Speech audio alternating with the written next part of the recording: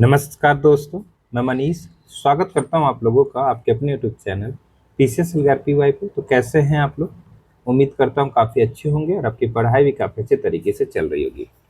तो जैसा कि आप लोग देख रहे हैं, यहाँ पे हम लोग आज आधुनिक भारत की ऐतिहासिक विभूतियाँ जो हैं अर्थात मॉडर्न हिस्ट्री की पर्सनालिटीज ऑफ इंडिया जो है उनके बारे में अध्ययन करेंगे। जैसा कि परीक्षावाड़ी से आप लोग पूरा इतिहास पढ़ चुके हैं, अमित सर जी के द्वारा पूरा परीक्षावाड़ी से इतिहास आप लोगों को पढ़ा दिया गया है। तो परीक्षावाड़ी जो बुक है उसके अंत में इस तरीके से कुछ इंपॉर्टेंट जो आपकी पर्सनालिटीज है उनके बारे में दिया गया है, जो इंपॉर्टेंट फैक्ट दिया गया है, तो एक तरीके से उनके बारे में जो प्रश्न आपके बन सकते एग्जाम में वो दिया गया है।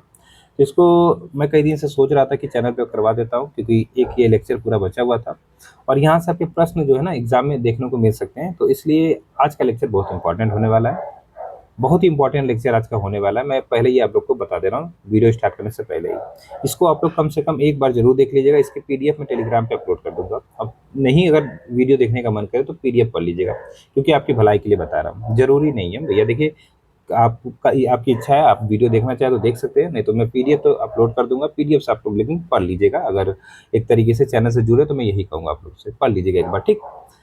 तो चलिए फिर बात करें अगर इस जो लेक्चर है इसमें, जिसमें आपका एक तरीके से जितनी भी इम्पोर्टेंट व्यक्तित्व हुए हैं सबके बारे में यहाँ पे देखिए एक एक मतलब यहाँ पे लिखा है कुछ पॉइंट, तो उसी को हम लोग यहाँ पे आज पढ़ेंगे। और इसके साथ साथ अगर देखा जाए तो मॉडर्न हिस्ट्री पूरा कंप्लीट हो चुकी है। कुछ नए स्टूडेंट जुड़े होंगे उनको मैं बता दूं, मॉडर्न हिस्ट्री पूरी कंप्लीट हो चुकी है चैनल पे, ठीक है, परीक्षावाड़ी के माध्यम से। तो जिन लोगों ने अभी तक वीडियो नहीं देखा है जाके देख सकते हैं। इसके साथ साथ जैसा कि मैंने आप लोग से प्रॉमिस किया कि कम से कम 50 टेस्ट मैं अपने चैनल पे अपलोड करूंगा, नए वाले। पुराने वाले तो लगभग सभी सभी कंपाइलेशन चैनल पे पड़ी हुई है, ठीक है। तो उसमें 2 टेस्ट हम लोग देख चुके हैं। कल संस्कृत आईएएस का टेस्ट देखा था, आप लोग के कहने के हिसाब से मैंने टेस्ट स्टार्ट किया था कि सर संस्कृत आईएएस का भी टेस्ट आप लोग मतलब अपने चैनल पर पढ़ा दीजिए, लेकिन आप लोगों ने उसको देखा ही नहीं, उस रिव्यू उस हिसाब से आया ही नहीं।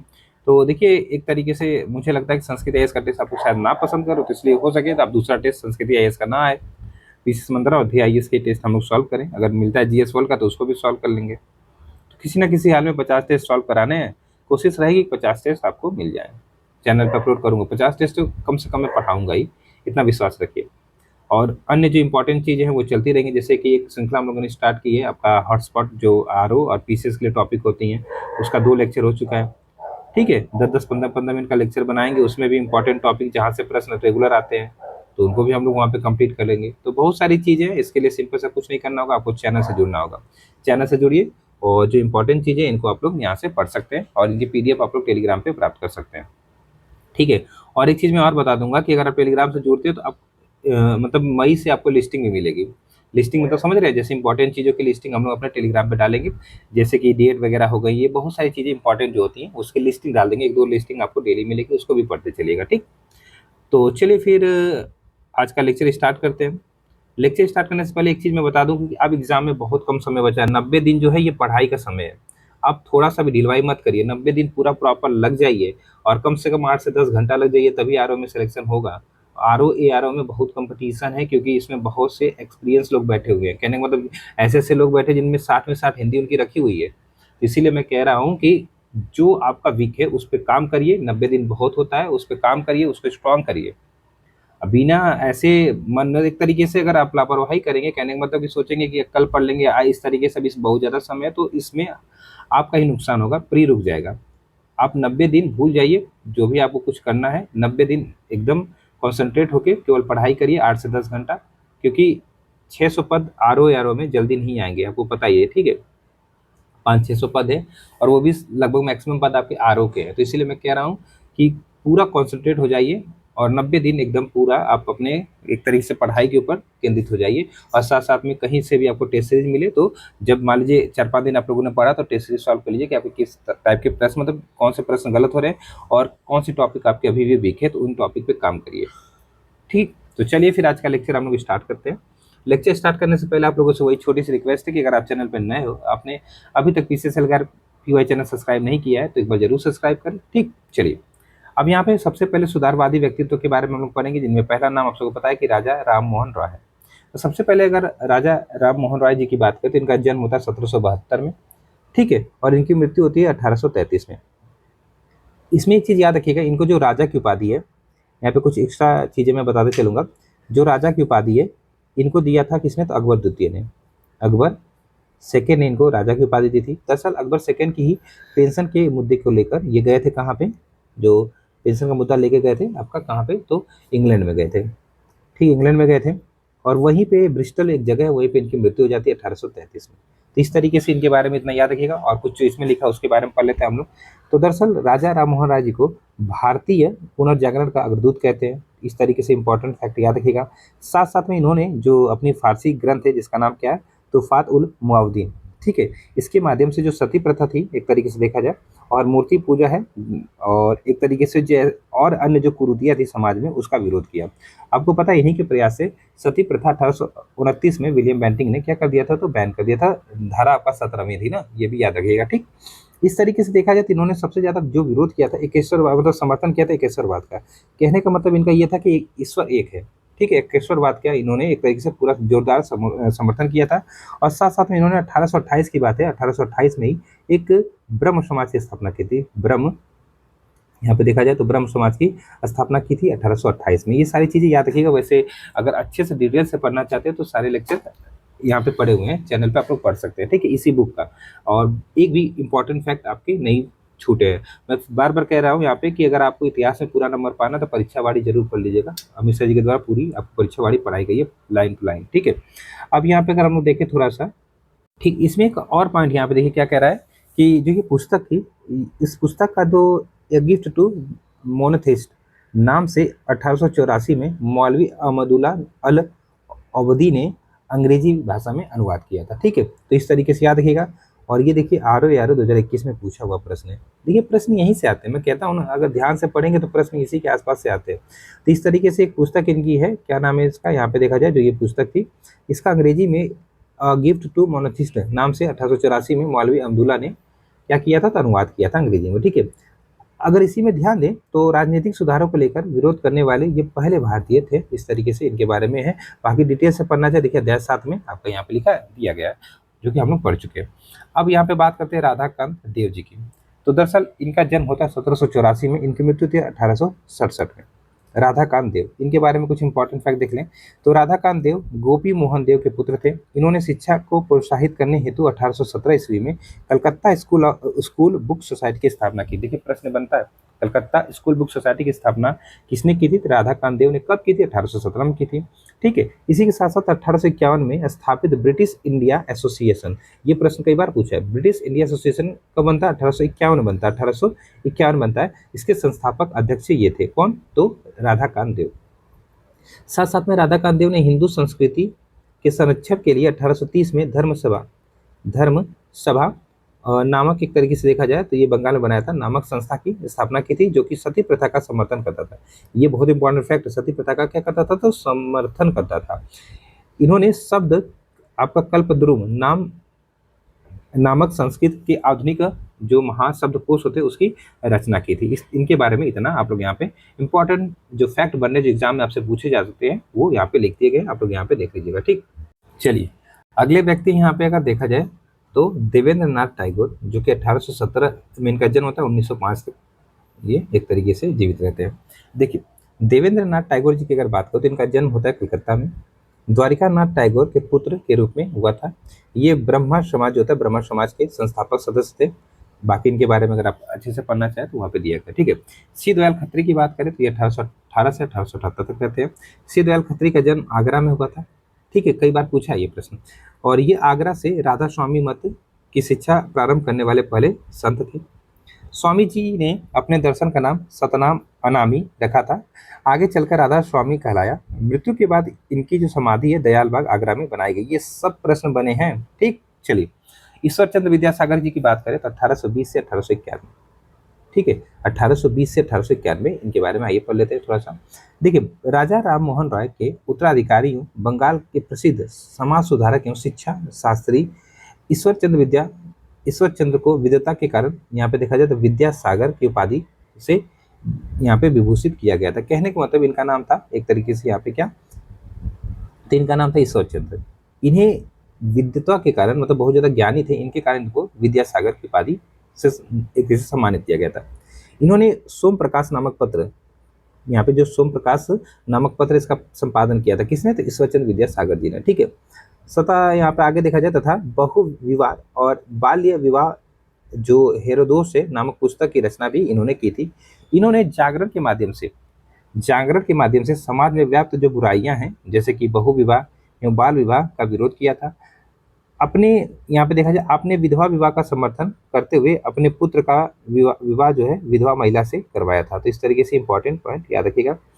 इन्हीं के प्रयास से कैनिन ने 1856 में हिंदू विधवा पुनर्विवाह अधिनियम पास किया। और आगे देखा जाए तो शिक्षा के प्रोत्साहन हेतु इन्होंने 1864 में मेट्रोपॉलिटन कॉलेज की स्थापना की थी। इस तरीके से इनके बारे में अर्थात आपको यहाँ पे ईश्वर विद्यासागर सागर जी के बारे में इंपॉर्टेंट चीजें आप लोग यहाँ पे याद रखिएगा।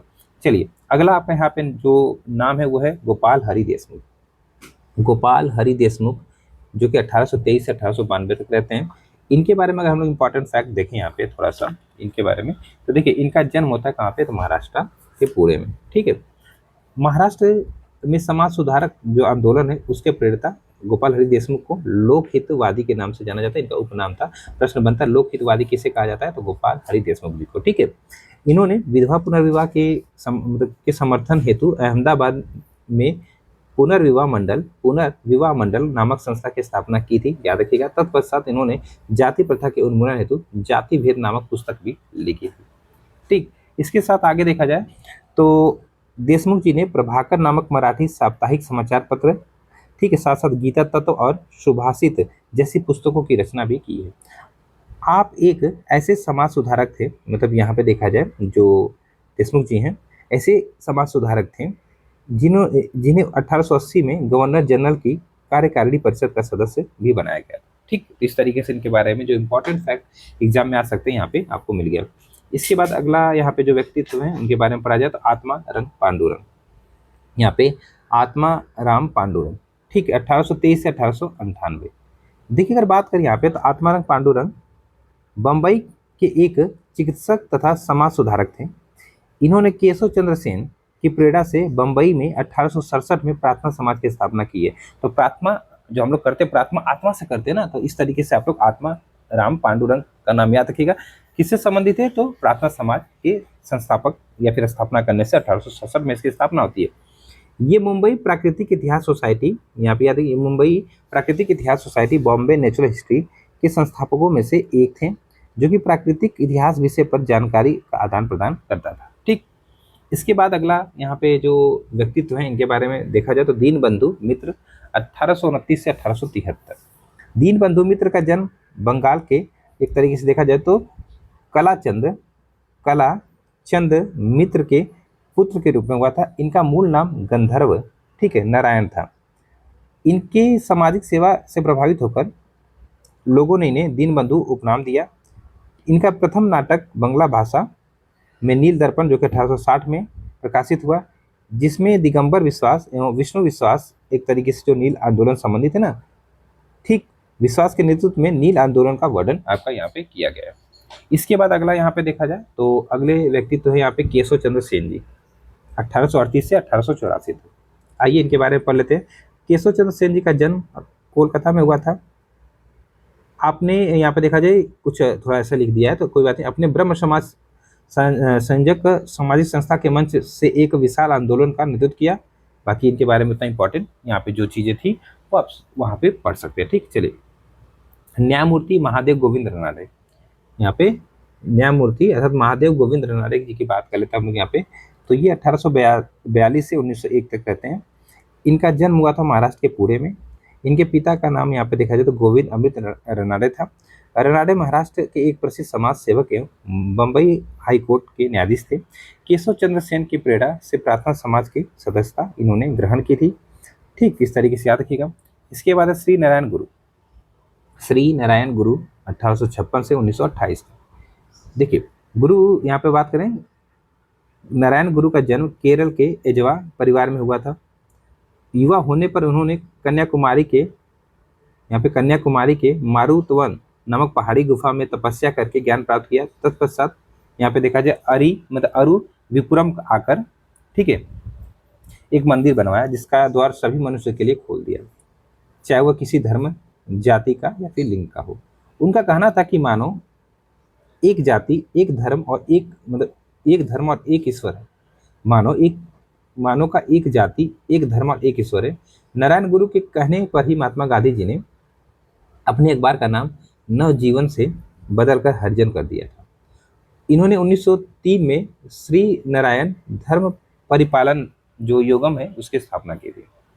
स्वामी श्रद्धानंद जी की बात करें अगर हम लोग यहाँ पे थोड़ा सा, स्वामी श्रद्धानंद 1856 से 1926 तक।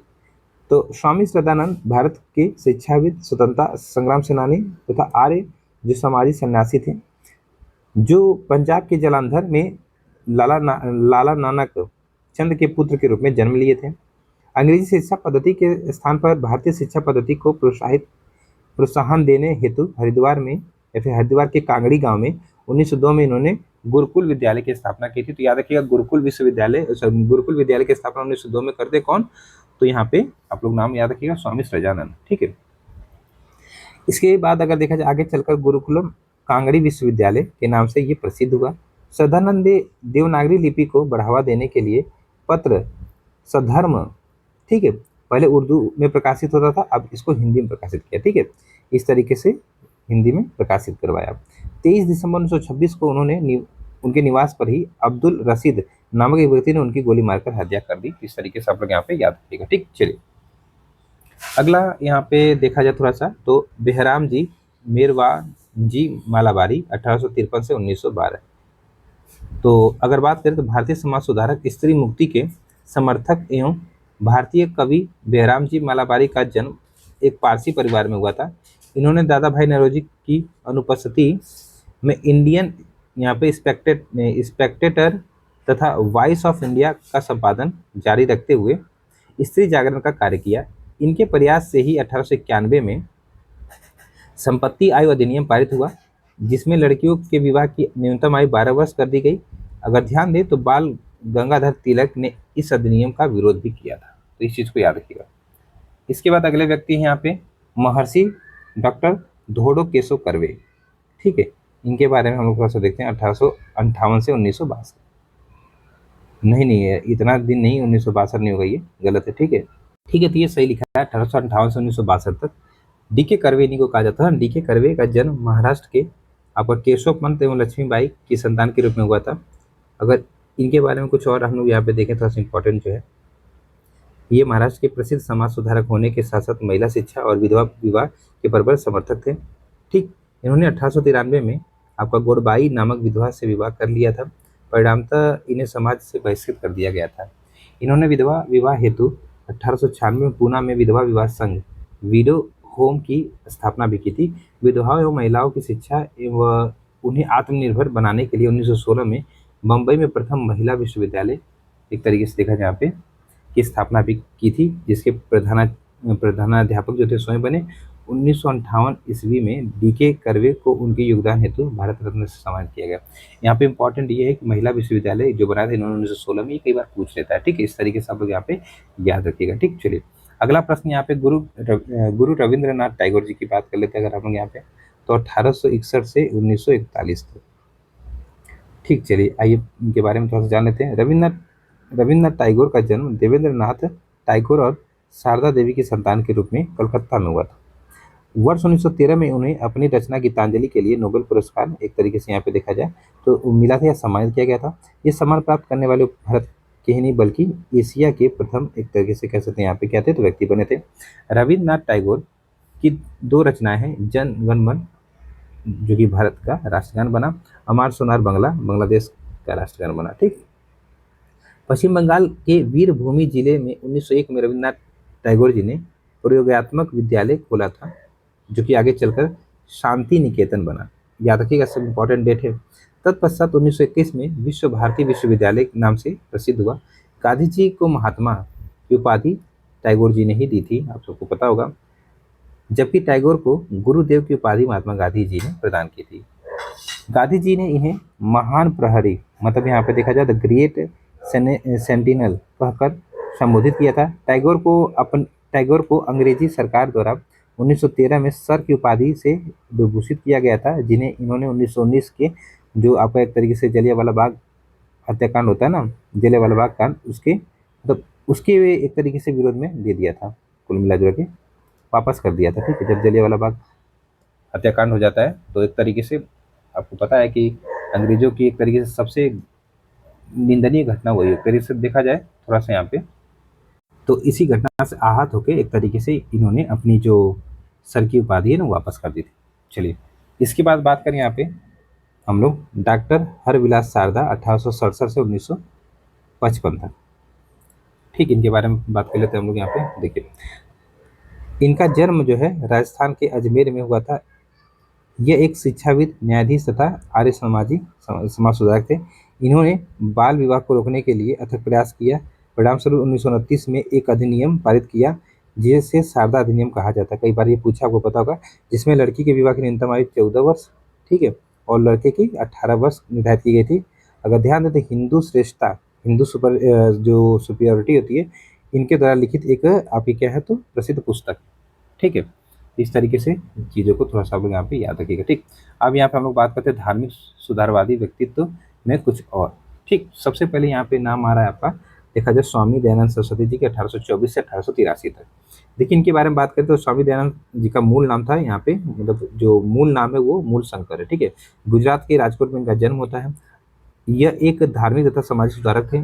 इनके निर्मित 1875 में आर्य समाज की स्थापना की, तब सबको पता होगा। ठीक है, इस तरीके से आप लोग यहाँ पे याद रखिएगा।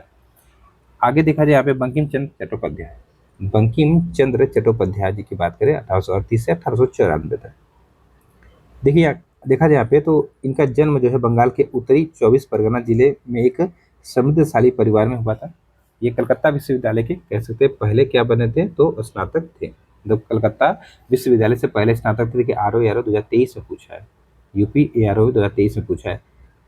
यहाँ पे देखा जाए तो बांग्ला भाषा के प्रख्यात उपन्यासकार, कवि, गद्यकार और पत्रकार थे।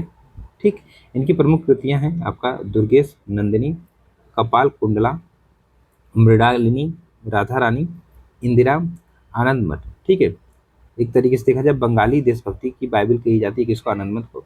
देवी चौधरानी आदि इनकी क्या है, एक तरीके से देखा जाए तो प्रमुख कृतियां हैं। ठीक है, इसी में आगे देखा जाए इन्होंने मासिक पत्रिका बंग दर्शन का भी प्रकाशन किया। भारत का राष्ट्रीय गीत वंदे मातरम इन्हीं की रचना है। इन्होंने अपने आनंद मठ उपन्यास में बंगाल में तीर्थ यात्रा करके विरोध में हुए सन्यासी विद्रोह का वर्णन भी किया है। अगर ध्यान दें तो सीताराम 1886 में उनका अंतिम उपन्यास था। ये भी देखिए आर ओ में पूछा हुआ प्रश्न है। ठीक है, बंकिम चंद्र चटर्जी का कहना था कि देश प्रेम धर्म है और धर्म भारत के प्रति प्रेम है। इस तरीके से इनके बारे में याद रखिएगा। ठीक, अब हम बात करते हैं यहाँ पे स्वामी विवेकानंद जी के बारे में 1863 से 1902। चलिए, तो 19वीं शताब्दी में नव हिंदू जागरण के संस्थापक और आधुनिक राष्ट्रीय आंदोलन के कह सकते पिता स्वामी विवेकानंद जी का जन्म कलकत्ता में विश्वनाथ दत्त व भुवनेश्वरी देवी की संतान के रूप में हुआ था। इनके बचपन का नाम था नरेंद्र नाथ दत्त इनके बचपन का नाम था। स्वामी जी ने वेल्लोर कलकत्ता में एक तरीके से देखा जाए तो रामकृष्ण मिशन की स्थापना की थी। ठीक, चलिए, सैयद अहमद खान की बात करें यहाँ पे। ठीक, 1817 से 1898। तो आधुनिक शिक्षा के हिमायती तथा अलीगढ़ आंदोलन के प्रेरता सर सैयद अहमद खान की जन्मस्थली कहाँ है, दिल्ली, एवं कर्मस्थली कहाँ पे, अलीगढ़। इन्होंने 1857 के विद्रोह की विफलता अपने आंखों से देखी थी। इनका कहना था कि जब भारतीय भी विचार व कर्म में अंग्रेजों जैसे आधुनिक बन जाएंगे तभी वे सफलता के साथ विदेशी शासन को ललकार सकेंगे। मोहम्मद इकबाल की बात करते हैं। हम लोग यहाँ पे थोड़ा सा। तो अविभाजित भारत के प्रसिद्ध शायर, लेखक, नेता व दार्शनिक मोहम्मद इकबाल को पाकिस्तान का राष्ट्र कवि माना जाता है। ये अल्लामा इकबाल के नाम से भी जाने जाते हैं। इनका जन्म सियालकोट अर्थात पंजाब में हुआ था। ये प्रारंभ में हिंदू मुस्लिम एकता के हिमायती थे। ठीक है, जिसका परिणाम सारे जहां से अच्छा, हिंदुस्तान हमारा, तराना ए हिंद तथा बंग ए दर्रा आदि रचनाओं से मिल जाता है। 1930 में इन्होंने ईश्वर प्रथम मुस्लिम लीग के मंच से इलाहाबाद में द्विराज सिद्धांत की बात की थी। तो इस चीज़ को आप लोग याद रखिएगा। संभवतः 1920 के दशक में इनके द्वारा की गई यूरोप यात्रा ने इन्हें अंग्रेजों के बांटो और राज करो की नीति है ना, इसका शिकार बना दिया है। इनकी बंग ए दर्रा नामक रचना में ही इनकलाब शब्द का सर्वप्रथम प्रयोग किया गया था। इनकी मृत्यु होती है 1938 में लाहौर में। राम सिंह कुका की बात करेंगे हम लोग यहाँ पे थोड़ा सा। राम सिंह कुका 1816 से 1885। देखिए, बाबा राम सिंह कुका का जन्म पंजाब के लुधियाना में हुआ था। ये रणजीत सिंह की सेना में भी रहे थे। इन्होंने गोरक्षा, स्वदेशी, नारी उद्धार, अंतरजातीय विवाह, सामूहिक विवाह पर बल देने के लिए नामधारी आंदोलन चलाया था। कुकाओं का पहला विद्रोह राम सिंह के नेतृत्व में 1869 में आपका फिरोजपुर में हुआ था, जो कि पूर्णतः राजनीतिक था, जिसका मूल उद्देश्य था कि भारत की स्वाधीनता। ठीक है। 1872 में इन्हें गिरफ्तार कर लिया गया। तदुपरांत 1885 में रंगून में इनकी हत्या कर दी गई थी। अब राजनीतिक व्यक्तित्व की बात करें अगर हम लोग यहाँ पे, तो पहले व्यक्ति है दादा भाई नौरोजी, 1825 से 1917। ठीक। तो इन्हें grand old man of India तथा भारत के ग्लैंड स्टोन की उपाधि से अलंकृत किया गया है। इनका जन्म होता है महाराष्ट्र के खड़क नामक गांव में। एक निर्धन पारसी परिवार में इनका जन्म हुआ था। इनके पिता पालनजी द्रोड़ी तथा माता मणिक बाई थी। स्कूली जो शिक्षा थी के समय अंग्रेजी अध्यापक ने यहाँ पे देखा जाए तो भारत की आशा की संज्ञा इन्हें प्रदान की थी। ठीक।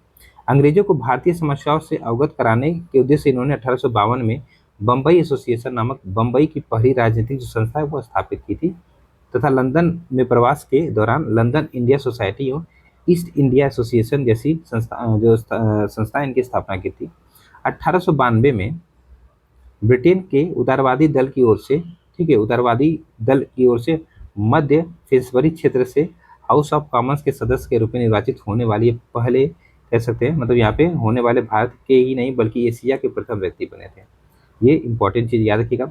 जन जागरण के लिए मुंबई में ज्ञान प्रचारक मंडली बनाई थी तथा राष्ट्रगुप्ता एवं सत्यवादी, ठीक है, दोनों गुजराती भाषा में एक तरीके से नामक पत्र के संपादक बने। दादा भाई ने अपनी पुस्तक poverty and un British rule, ठीक है, इन इंडिया में धन निष्कासन सिद्धांत को क्या कर दिया था, प्रस्तुत किया था। परंतु धन निष्कासन सिद्धांत सबसे पहले इन्होंने ही अपने समाचार पत्र इंग्लैंड डेप्थ टू इंडिया नामक शीर्षक से प्रकाशित किया था।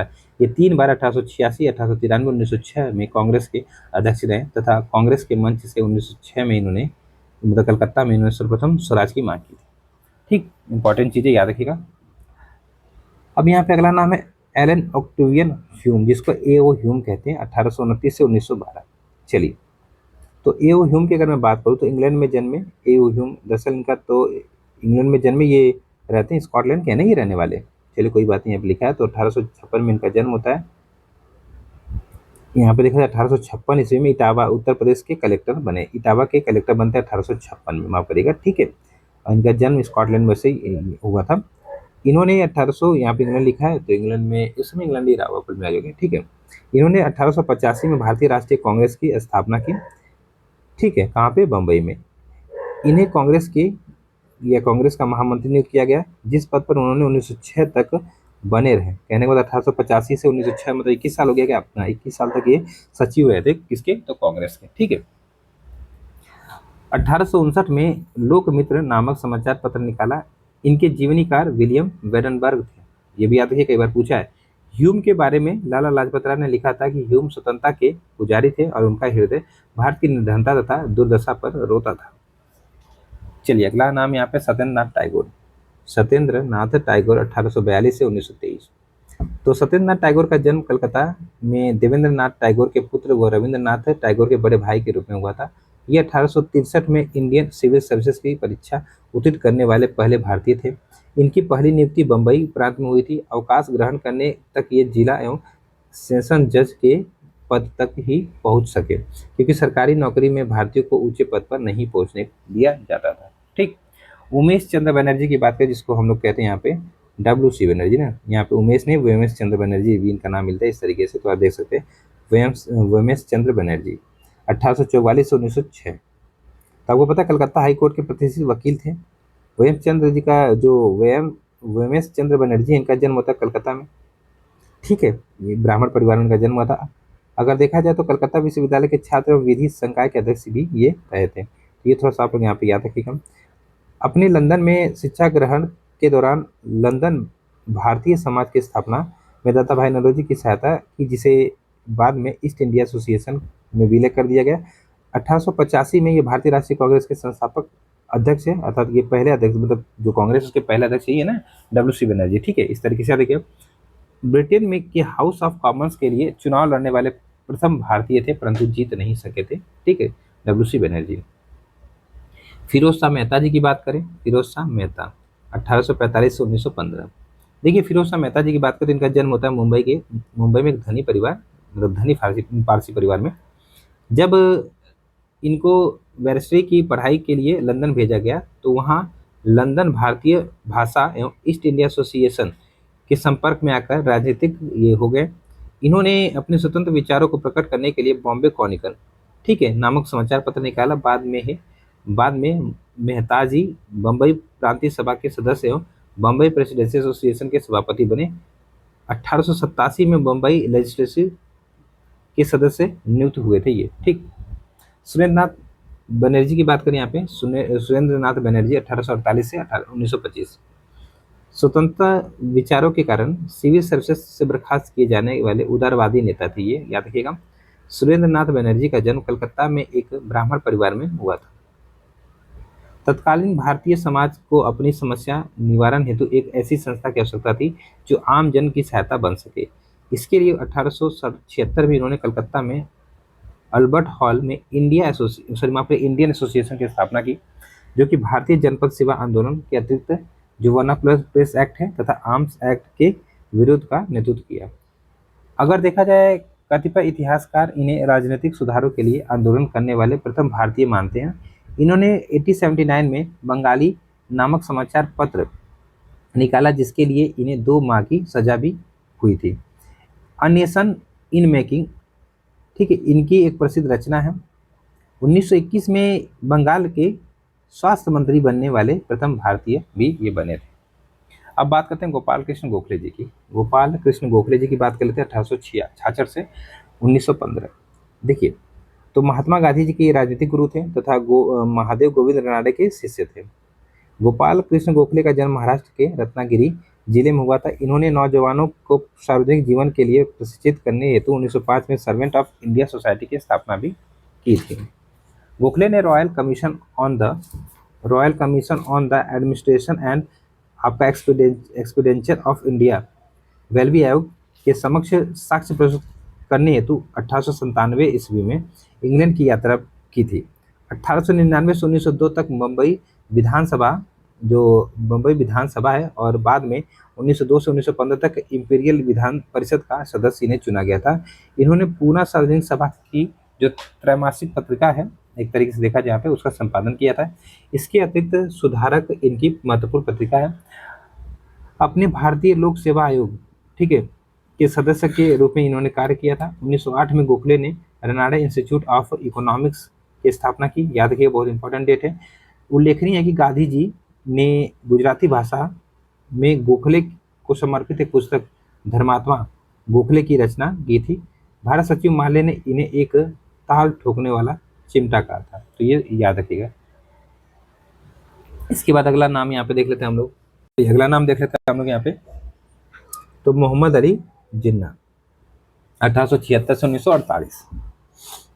तो मोहम्मद अली जिन्ना का जन्म जो है ये आधुनिक जो सिंध प्रांत है ना, वहाँ के कराची में हुआ था, मतलब कराची जिला लगता है, वहाँ हुआ था।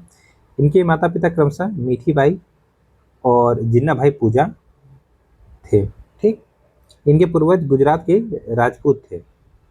इन्हें पाकिस्तान का संस्थापक, कायदे आजम तथा पाकिस्तान के राष्ट्रपिता आदि उपाधियों से नवाजा गया है। वह कांग्रेस में शामिल होते समय 1896 की बात है। विशुद्ध राष्ट्रभक्त और हिंदू मुस्लिम एकता के मसीहा थे, परंतु 1909 की बात है, माले मिंटो सुधार के बांटो और राज करो की नीति ने इन्हें सांप्रदायिक बनने के लिए आकर्षित किया। इन सब के बाद भी इन्होंने 1916 में कांग्रेस लीग के एक मंच पर लाने हेतु सराहनीय भूमिका का निर्वहन भी किया था। अंततः 1920 की बात है, कांग्रेस के नागपुर अधिवेशन में असहयोग के प्रस्ताव से नाराज होकर वह हमेशा के लिए कांग्रेस का परित्याग कर दिया। जब 1928 में भारत सचिव जो बर्कनहेड था की चुनौती स्वीकार करते हुए पंडित मोतीलाल नेहरू ने भारतीय संविधान की रूपरेखा हेतु अपनी रिपोर्ट, जिसको नेहरू रिपोर्ट कहते हैं, की, तो इसका इन्होंने विरोध किया था। ठीक है, तो उसी के विरोध में इन्होंने 14 सूत्री फार्मूला जो होता है ना, वो आपका एक तरह से प्रस्तुत किया था। 1940 में मुस्लिम लीग के मंच से जिन्ना ने एक अलग राष्ट्र पाकिस्तान की मांग की थी। इन्होंने देश के समक्ष सबसे बड़ा संकट तब उत्पन्न किया जब 16 अगस्त 1946 को प्रत्यक्ष कार्रवाई दिवस की घोषणा करके पूरे देश में हिंदू और मुस्लिम को एक दूसरे के खून का पिपासु बना दिया था। ठीक, अगला यहाँ पे अगला यहाँ पे व्यक्तित्व देखा जाए तो डॉक्टर पट्टाभी सीतारामैया, 1880 से 1959। चलिए, तो भारतीय राष्ट्रीय कांग्रेस के सरकारी इतिहासकार एवं जन्मभूमि नामक साप्ताहिक पत्रिका के संपादक डॉक्टर पट्टाभी सीतारामैया का जन्म आंध्र प्रदेश में हुआ था। गांधी जी के अत्यंत प्रिय नेता थे ये, जिसके कारण 1939 ईस्वी में कांग्रेस के अध्यक्ष पद के चुनाव में गांधी जी ने कहा कि पट्टाभी सीतारामैया की हार अर्थात मेरी हार है। आपको पता है कि 1939 में सुभाष चंद्र बोस जी इनको हरा देते हैं जब कांग्रेस पद के कांग्रेस के अध्यक्ष पद का चुनाव होता है। ठीक है, तो इस तरीके से आप याद रखिएगा। 1948 की बात है, 1948 में जयपुर कांग्रेस अधिवेशन के अध्यक्ष बने तथा 1952 में मध्य प्रदेश के राज्यपाल नियुक्त हुए थे। इनकी प्रमुख रचनाएं हैं गांधी तथा गांधीवाद, इंडियन नेशनल कांग्रेस, ऑन खद्दर तथा इंडियन नेशनलिज्म, ये सब इनकी रचनाएं हैं। आचार्य विनोबा भावे की बात कर लेते हैं हम लोग यहाँ पे, 1895 से 1982।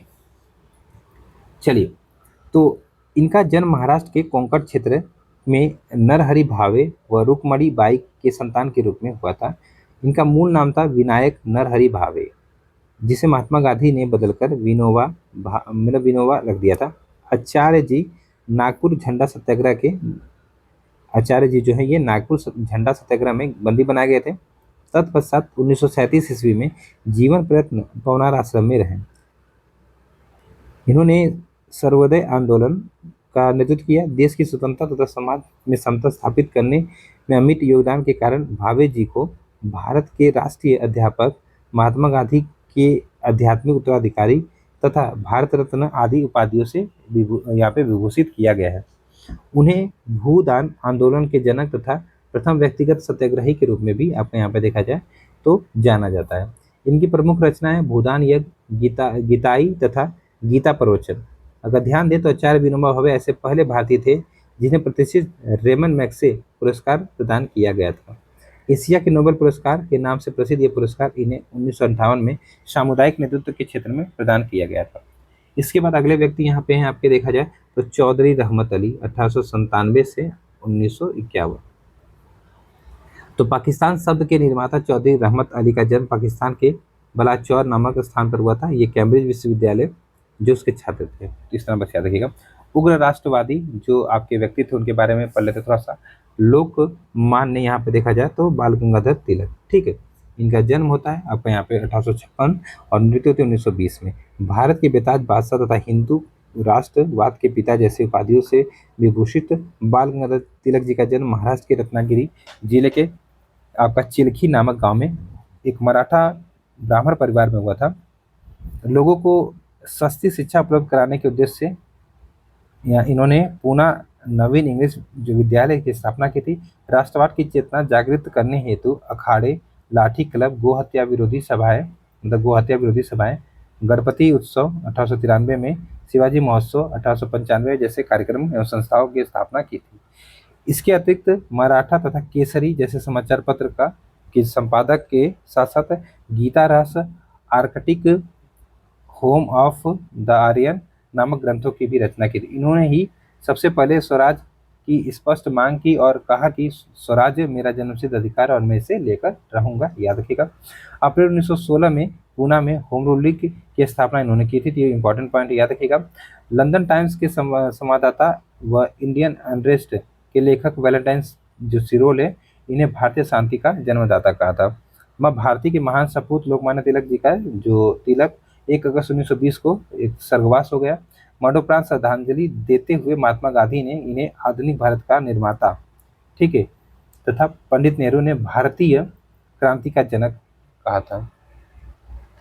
चलिए, इसके बाद बात करते हैं हम लोग बिपिन चंद्र पाल जी की। ठीक है, 1858 से 1932। तो यहाँ पे देखा जाए लाल बाल पाल की तिकड़ी क्रांतिकारी नेताओं में से बिपिन चंद्र पाल का जन्म अविभाजित भारत अर्थात वर्तमान में बांग्लादेश के सिलहट जिले में हुआ था। ठीक है, अगर देखा जाए यहाँ पे इन्होंने विधवा पुनर्विवाह को प्रोत्साहित करने के लिए स्वयं एक विधवा से विवाह कर लिया था। अपने परिदर्शक अर्थात 1880 तथा आपका न्यू इंडिया 1901 नामक बंगाली साप्ताहिक पत्रिका का प्रकाशन किया तथा मेरे जीवन, ठीक है, मेरे जीवन और समय की यादें नामक शीर्षक से पुस्तक लिखी। आपको अरविंद घोष के खिलाफ अगर देखा जाए तो गवाही देने से इनकार करने पर 6 माह की सजा मिली। ठीक है, इन्होंने असम के चाय बागान श्रमिकों को आंदोलन का नेतृत्व किया तथा अपनी पुस्तक the new economics menace of India में भारतीय श्रमिकों की मजदूरी में वृद्धि और काम के घंटों में कमी करने की मांग की थी। तो इस तरीके से इनके बारे में याद रखिएगा। अब बात करते हैं हम लोग यहाँ पे मोतीलाल नेहरू जी की। मोतीलाल नेहरू जी की बात करते हैं 1861 से 1931। देखिए, मोतीलाल नेहरू का जन्म आगरा के गंगाधर नेहरू के पुत्र के रूप में हुआ था। ये मूलतः कश्मीरी ब्राह्मण थे। ठीक है, इन्होंने इंडिपेंडेंस नामक समाचार पत्र का संपादन किया। इनकी प्रमुख पुस्तक है द वॉइस ऑफ फ्रीडम। ठीक है, इस तरीके से आप लोग यहाँ पे याद रखिएगा। लाला लाजपत राय जी की अगर हम लोग बात करें यहाँ पे थोड़ा सा 1865 से 1928, तो पंजाब केसरी तथा शेर पंजाब जैसी उपाधियों से या इन्हें एक विभूषित किया जाता है। देखिए, सब प्रश्न बना है। इनका जन्म होता है पंजाब के मोगा जिले में। इन्होंने बैजनी को अपना गुरु माना था। ये भी आर में पूछा हुआ है। ठीक, आर्य समाजी नेता लाला लाजपत राय लाला हंसराज के साथ मिलकर लाहौर में दयानंद एंग्लो जो वैदिक विद्यालय उसकी स्थापना करते हैं। राष्ट्रीय कॉलेज, अपने राष्ट्रीय कॉलेज लाहौर की भी स्थापना ये करते हैं। मतलब राष्ट्रीय कॉलेज लाहौर की स्थापना इन्होंने की थी, जिससे भगत सिंह और सुखदेव जैसे क्रांतिकारियों उत्पन्न हुए थे। ठीक है, 1920 की बात है। 1920 में all India trade union Congress के अध्यक्ष बने थे ये। पंजाबी, वंदे मातरम और एक अंग्रेजी साप्ताहिक द पीपुल्स पत्रिका का इन्होंने संपादन किया था। अनहैप्पी इंडिया लाला लाजपत राय की प्रसिद्ध कृति है। 1928 की बात है। 1928 में जब साइमन कमीशन भारत आता है तो उसका विरोध करते हुए पुलिस की लाठियों से घायल हो गए। ठीक है, और वहीं पर उन्होंने कहा था मेरे शरीर पर किया गया एक एक जो घात है ब्रिटिश साम्राज्यवाद के, मतलब ब्रिटिश साम्राज्य के ताबूत की कील साबित होगा। ठीक, चलिए इसके बाद बात करते हैं सी आर दास अथा देशबंधु चित्रेंद्र दास 1870 से 1925। ठीक है, तो स्वराज पार्टी के संस्थापक आपको पता है, स्वराज पार्टी की स्थापना 1923 में ये करेंगे। ठीक है, इनका जन्म हुआ था बंगाल के आपका भुवन मोहन दास के पुत्र के रूप में। ये एक प्रतिष्ठित वकील थे। अरविंद घोष की तरफ से अलीपुर षड्यंत्र केस 1908 तथा ढाका षड्यंत्र केस के प्रतिवादी वकील के रूप में इन्होंने सफल रूप से उनका पक्ष रखा था। 1921 में अहमदाबाद कांग्रेस अधिवेशन के अध्यक्ष चुने गए थे, परंतु जेल में होने के कारण एक तरीके से देखा जाए तो हकीम अजमल खां ने अध्यक्ष जो अध्यक्षता वो किया था। एक तरीके से देखा जाए प्रश्न बनता है कि जेल में रहते हुए कांग्रेस का अध्यक्ष किसे बनाया गया था, तो सी आर दास जी को बनाया गया था। 1921 की बात है, अहमदाबाद में। ठीक है, और इसके बाद अगर देखा जाए यहाँ पे तो श्रीमती सरोजिनी नायडू ने पढ़कर सुनाया था जो अध्यक्षीय भाषण था। ठीक है, अपने फॉरवर्ड व एक तरीके से वंदे मातरम नामक समाचार पत्र का संपादन किया इन्होंने। इंडिया फॉर इंडियन जैसे उत्कृष्ट पुस्तक की रचना इन्होंने की है। अरविंद घोष जी की अगर हम बात करें यहाँ पे थोड़ा सा अरविंद घोष जी की बात कर लेते हैं 1872 से 1950। चलिए, तो यहाँ पे देखा जाए इनके बारे में थोड़ा सा, तो पांडुचेरी के ओरवीले आश्रम अर्थात 1916 में इन्होंने बना था ये आश्रम। ये संस्थापक थे ये अरविंद घोष जी। इनका जन्म होता है कलकत्ता के, यहाँ पे कलकत्ता में होता है, जगह नहीं दी है, कोई बात नहीं, कलकत्ता में। 18 वर्ष की आयु में इन्होंने ICS की परीक्षा उत्तीर्ण की थी, मतलब पास की थी, परंतु देश के प्रेम के कारण घुड़सवारी की परीक्षा देने हेतु नहीं गए थे। ये स्वदेशी आंदोलन के तीव्र स्वदेशी आंदोलन जो था 1906 में जो चला था उसको तीव्र करने हेतु अग्निवर्षी पत्रिका, ठीक है, वंदे मातरम का प्रकाशन प्रारंभ किया था, परंतु 2 मई 1908 को 40 जो युवक उनके साथ गिरफ्तार कर लिए गए। इन पर अलीपुर षड्यंत्र केस चलाया गया, जिसमें देशबंधु चित्रेंद्र दास की दलीलें इन्हें रिहा करने पर मजबूर कर दी गई। मतलब एक तरह से कुल मिला के सी आर दास ने इन्हें रिहा करा दिया था। पुनः कर्मयोगी नामक अंग्रेजी पत्र का इन्होंने संपादन किया। आपकी इनकी जो प्रमुख कृति है essays on Gita, the essays on Gita, Savitri, foundation of Indian culture, ये सब पूछी गई हैं, तथा डिवाइन लाइफ, आदि है इनकी, ठीक है। क्या है तो ये इस तरीके से देखा जाए प्रमुख कृति है इनकी। महान यहाँ पे देखा जाए दार्शनिक कवि श्री अरविंद का 1950 में पौंडीचेरी में निधन हो गया था। ब्रिटिश शासन से मुक्ति पाने के लिए इनकी व्यवहारिक रणनीतियों ने इन्हें भारतीय राष्ट्रवाद का एक तरीके से पैगंबर के रूप में प्रतिष्ठित किया है। चलिए यहाँ पे बात करते हैं हम लोग थोड़ा सा चक्रवर्ती राजगोपालचारी 1878 से 1972। तो स्वतंत्र भारत के ये प्रथम कह सकते हैं अंतिम क्या बने थे, भारतीय गवर्नर जनरल बने थे। इनका जन्म होता है मद्रास प्रांत में, ठीक। अगर देखा जाए यहाँ पे तो अपने पिता चक्रवर्ती अयंगर एक प्रसिद्ध न्यायाधीश थे। 1937 में चक्रवर्ती के नेतृत्व में कांग्रेस ने मद्रास में सरकार बनाई थी। 1952 में मद्रास के मुख्यमंत्री बने और 1954 में भारत रत्न सम्मान से सम्मानित किया गया। राजनीतिक विचार अगर देखा जाए स्वराज तथा सत्यमेव नामक कृति में संकलित किया। इन्होंने 1959 में स्वतंत्र पार्टी संयोजक मतलब एक तरीके से देखा जाए तो दल का गठन भी किया था स्वतंत्र पार्टी का, 1959 की बात है। और इसके माध्यम से इन्होंने बाजार आधारित जो अर्थव्यवस्था है उसके हेतु सक्रिय अभियान चलाया था। इनके जो समर्थक थे तथा सहयोगी प्यार से इन्हें राजा जी कहकर संबोधित करते थे। खान अब्दुल गफ्फार खान 1890 से 1988। चलिए तो सर हिंदी गादी तथा सीबात गादी, बच्चा खां तथा बादशाह खां जैसी उपाधियों से विभूषित खान अब्दुल गफ्फार खां का जन्म उस्मानजई पाकिस्तान में हुआ था। सविनय अवज्ञा आंदोलन के दौरान, ठीक है, अपने उत्तर पश्चिम सीमा प्रांत में खुदाई खिदमतगार, ठीक है, अर्थात खिदमतगार कहा जाता था आपका यहाँ पे खुदाई खिदमतगार का मतलब होता है ईश्वर के सेवक नामक संगठन की सहायता से लाल कुर्ती आंदोलन चलाया। अपने पख्तून नामक पत्रिका पोस्तो भाषा मतलब पख्तून नामक पत्रिका निकाली जो कि पोस्तो भाषा में थी, ठीक है, निकाली, जो कि बाद में आपका देखा जाए 10 रोजा के नाम से प्रकाशित हुई। गफ्फार खां देश विभाजन के विरोधी थे और अपने जीवन के अंतिम समय तक स्वतंत्र पख्तूनिस्तान आंदोलन चलाते रहे। अगर देखा जाए अपनी उल्लेखनीय जो कृतियां हैं, my life and struggle, autobiography of बादशाह खान, साथ साथ में आइडियाज ऑफ नेशन प्रमुख इनकी एक तरह से कृति हैं। अपने 1987 में देखा जाए तो भारत रत्न से इन्हें सम्मानित किया गया था। ये सम्मान प्राप्त करने वाले कह सकते हैं वो प्रथम विदेशी नागरिक थे। यूसुफ मेहर अली 1903 से 1950। तो सितंबर 1903 में मुंबई में इनका जन्म हुआ था। कांग्रेस सोशलिस्ट पार्टी के संस्थापक सदस्यों में से एक थे ये। बहुत कम लोग जानते थे कि यूसुफ ने ही सर्वप्रथम आज़ादी के सबसे कारगर नारों जैसे भारत छोड़ो और साइमन गो बैक को दिया था। बाद में क्रमशः गांधी जी और लाला लाजपत राय ने इसका प्रयोग किया था। सरदार वल्लभ भाई पटेल जी की अगर हम लोग बात करें यहाँ पे 1875 से 1950, तो लौह पुरुष तथा सरदार की उपाधि से विभूषित वल्लभ भाई पटेल का जन्म गुजरात के नाडियावाड़ नामक स्थान पर हुआ था।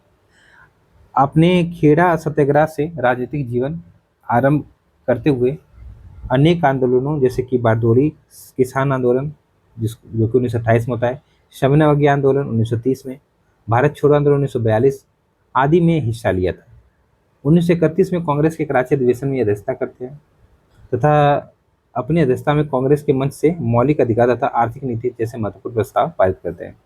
स्वतंत्रता के बाद देश के पहले उप प्रधानमंत्री, गृह मंत्री तथा सूचना प्रसारण मंत्री बने।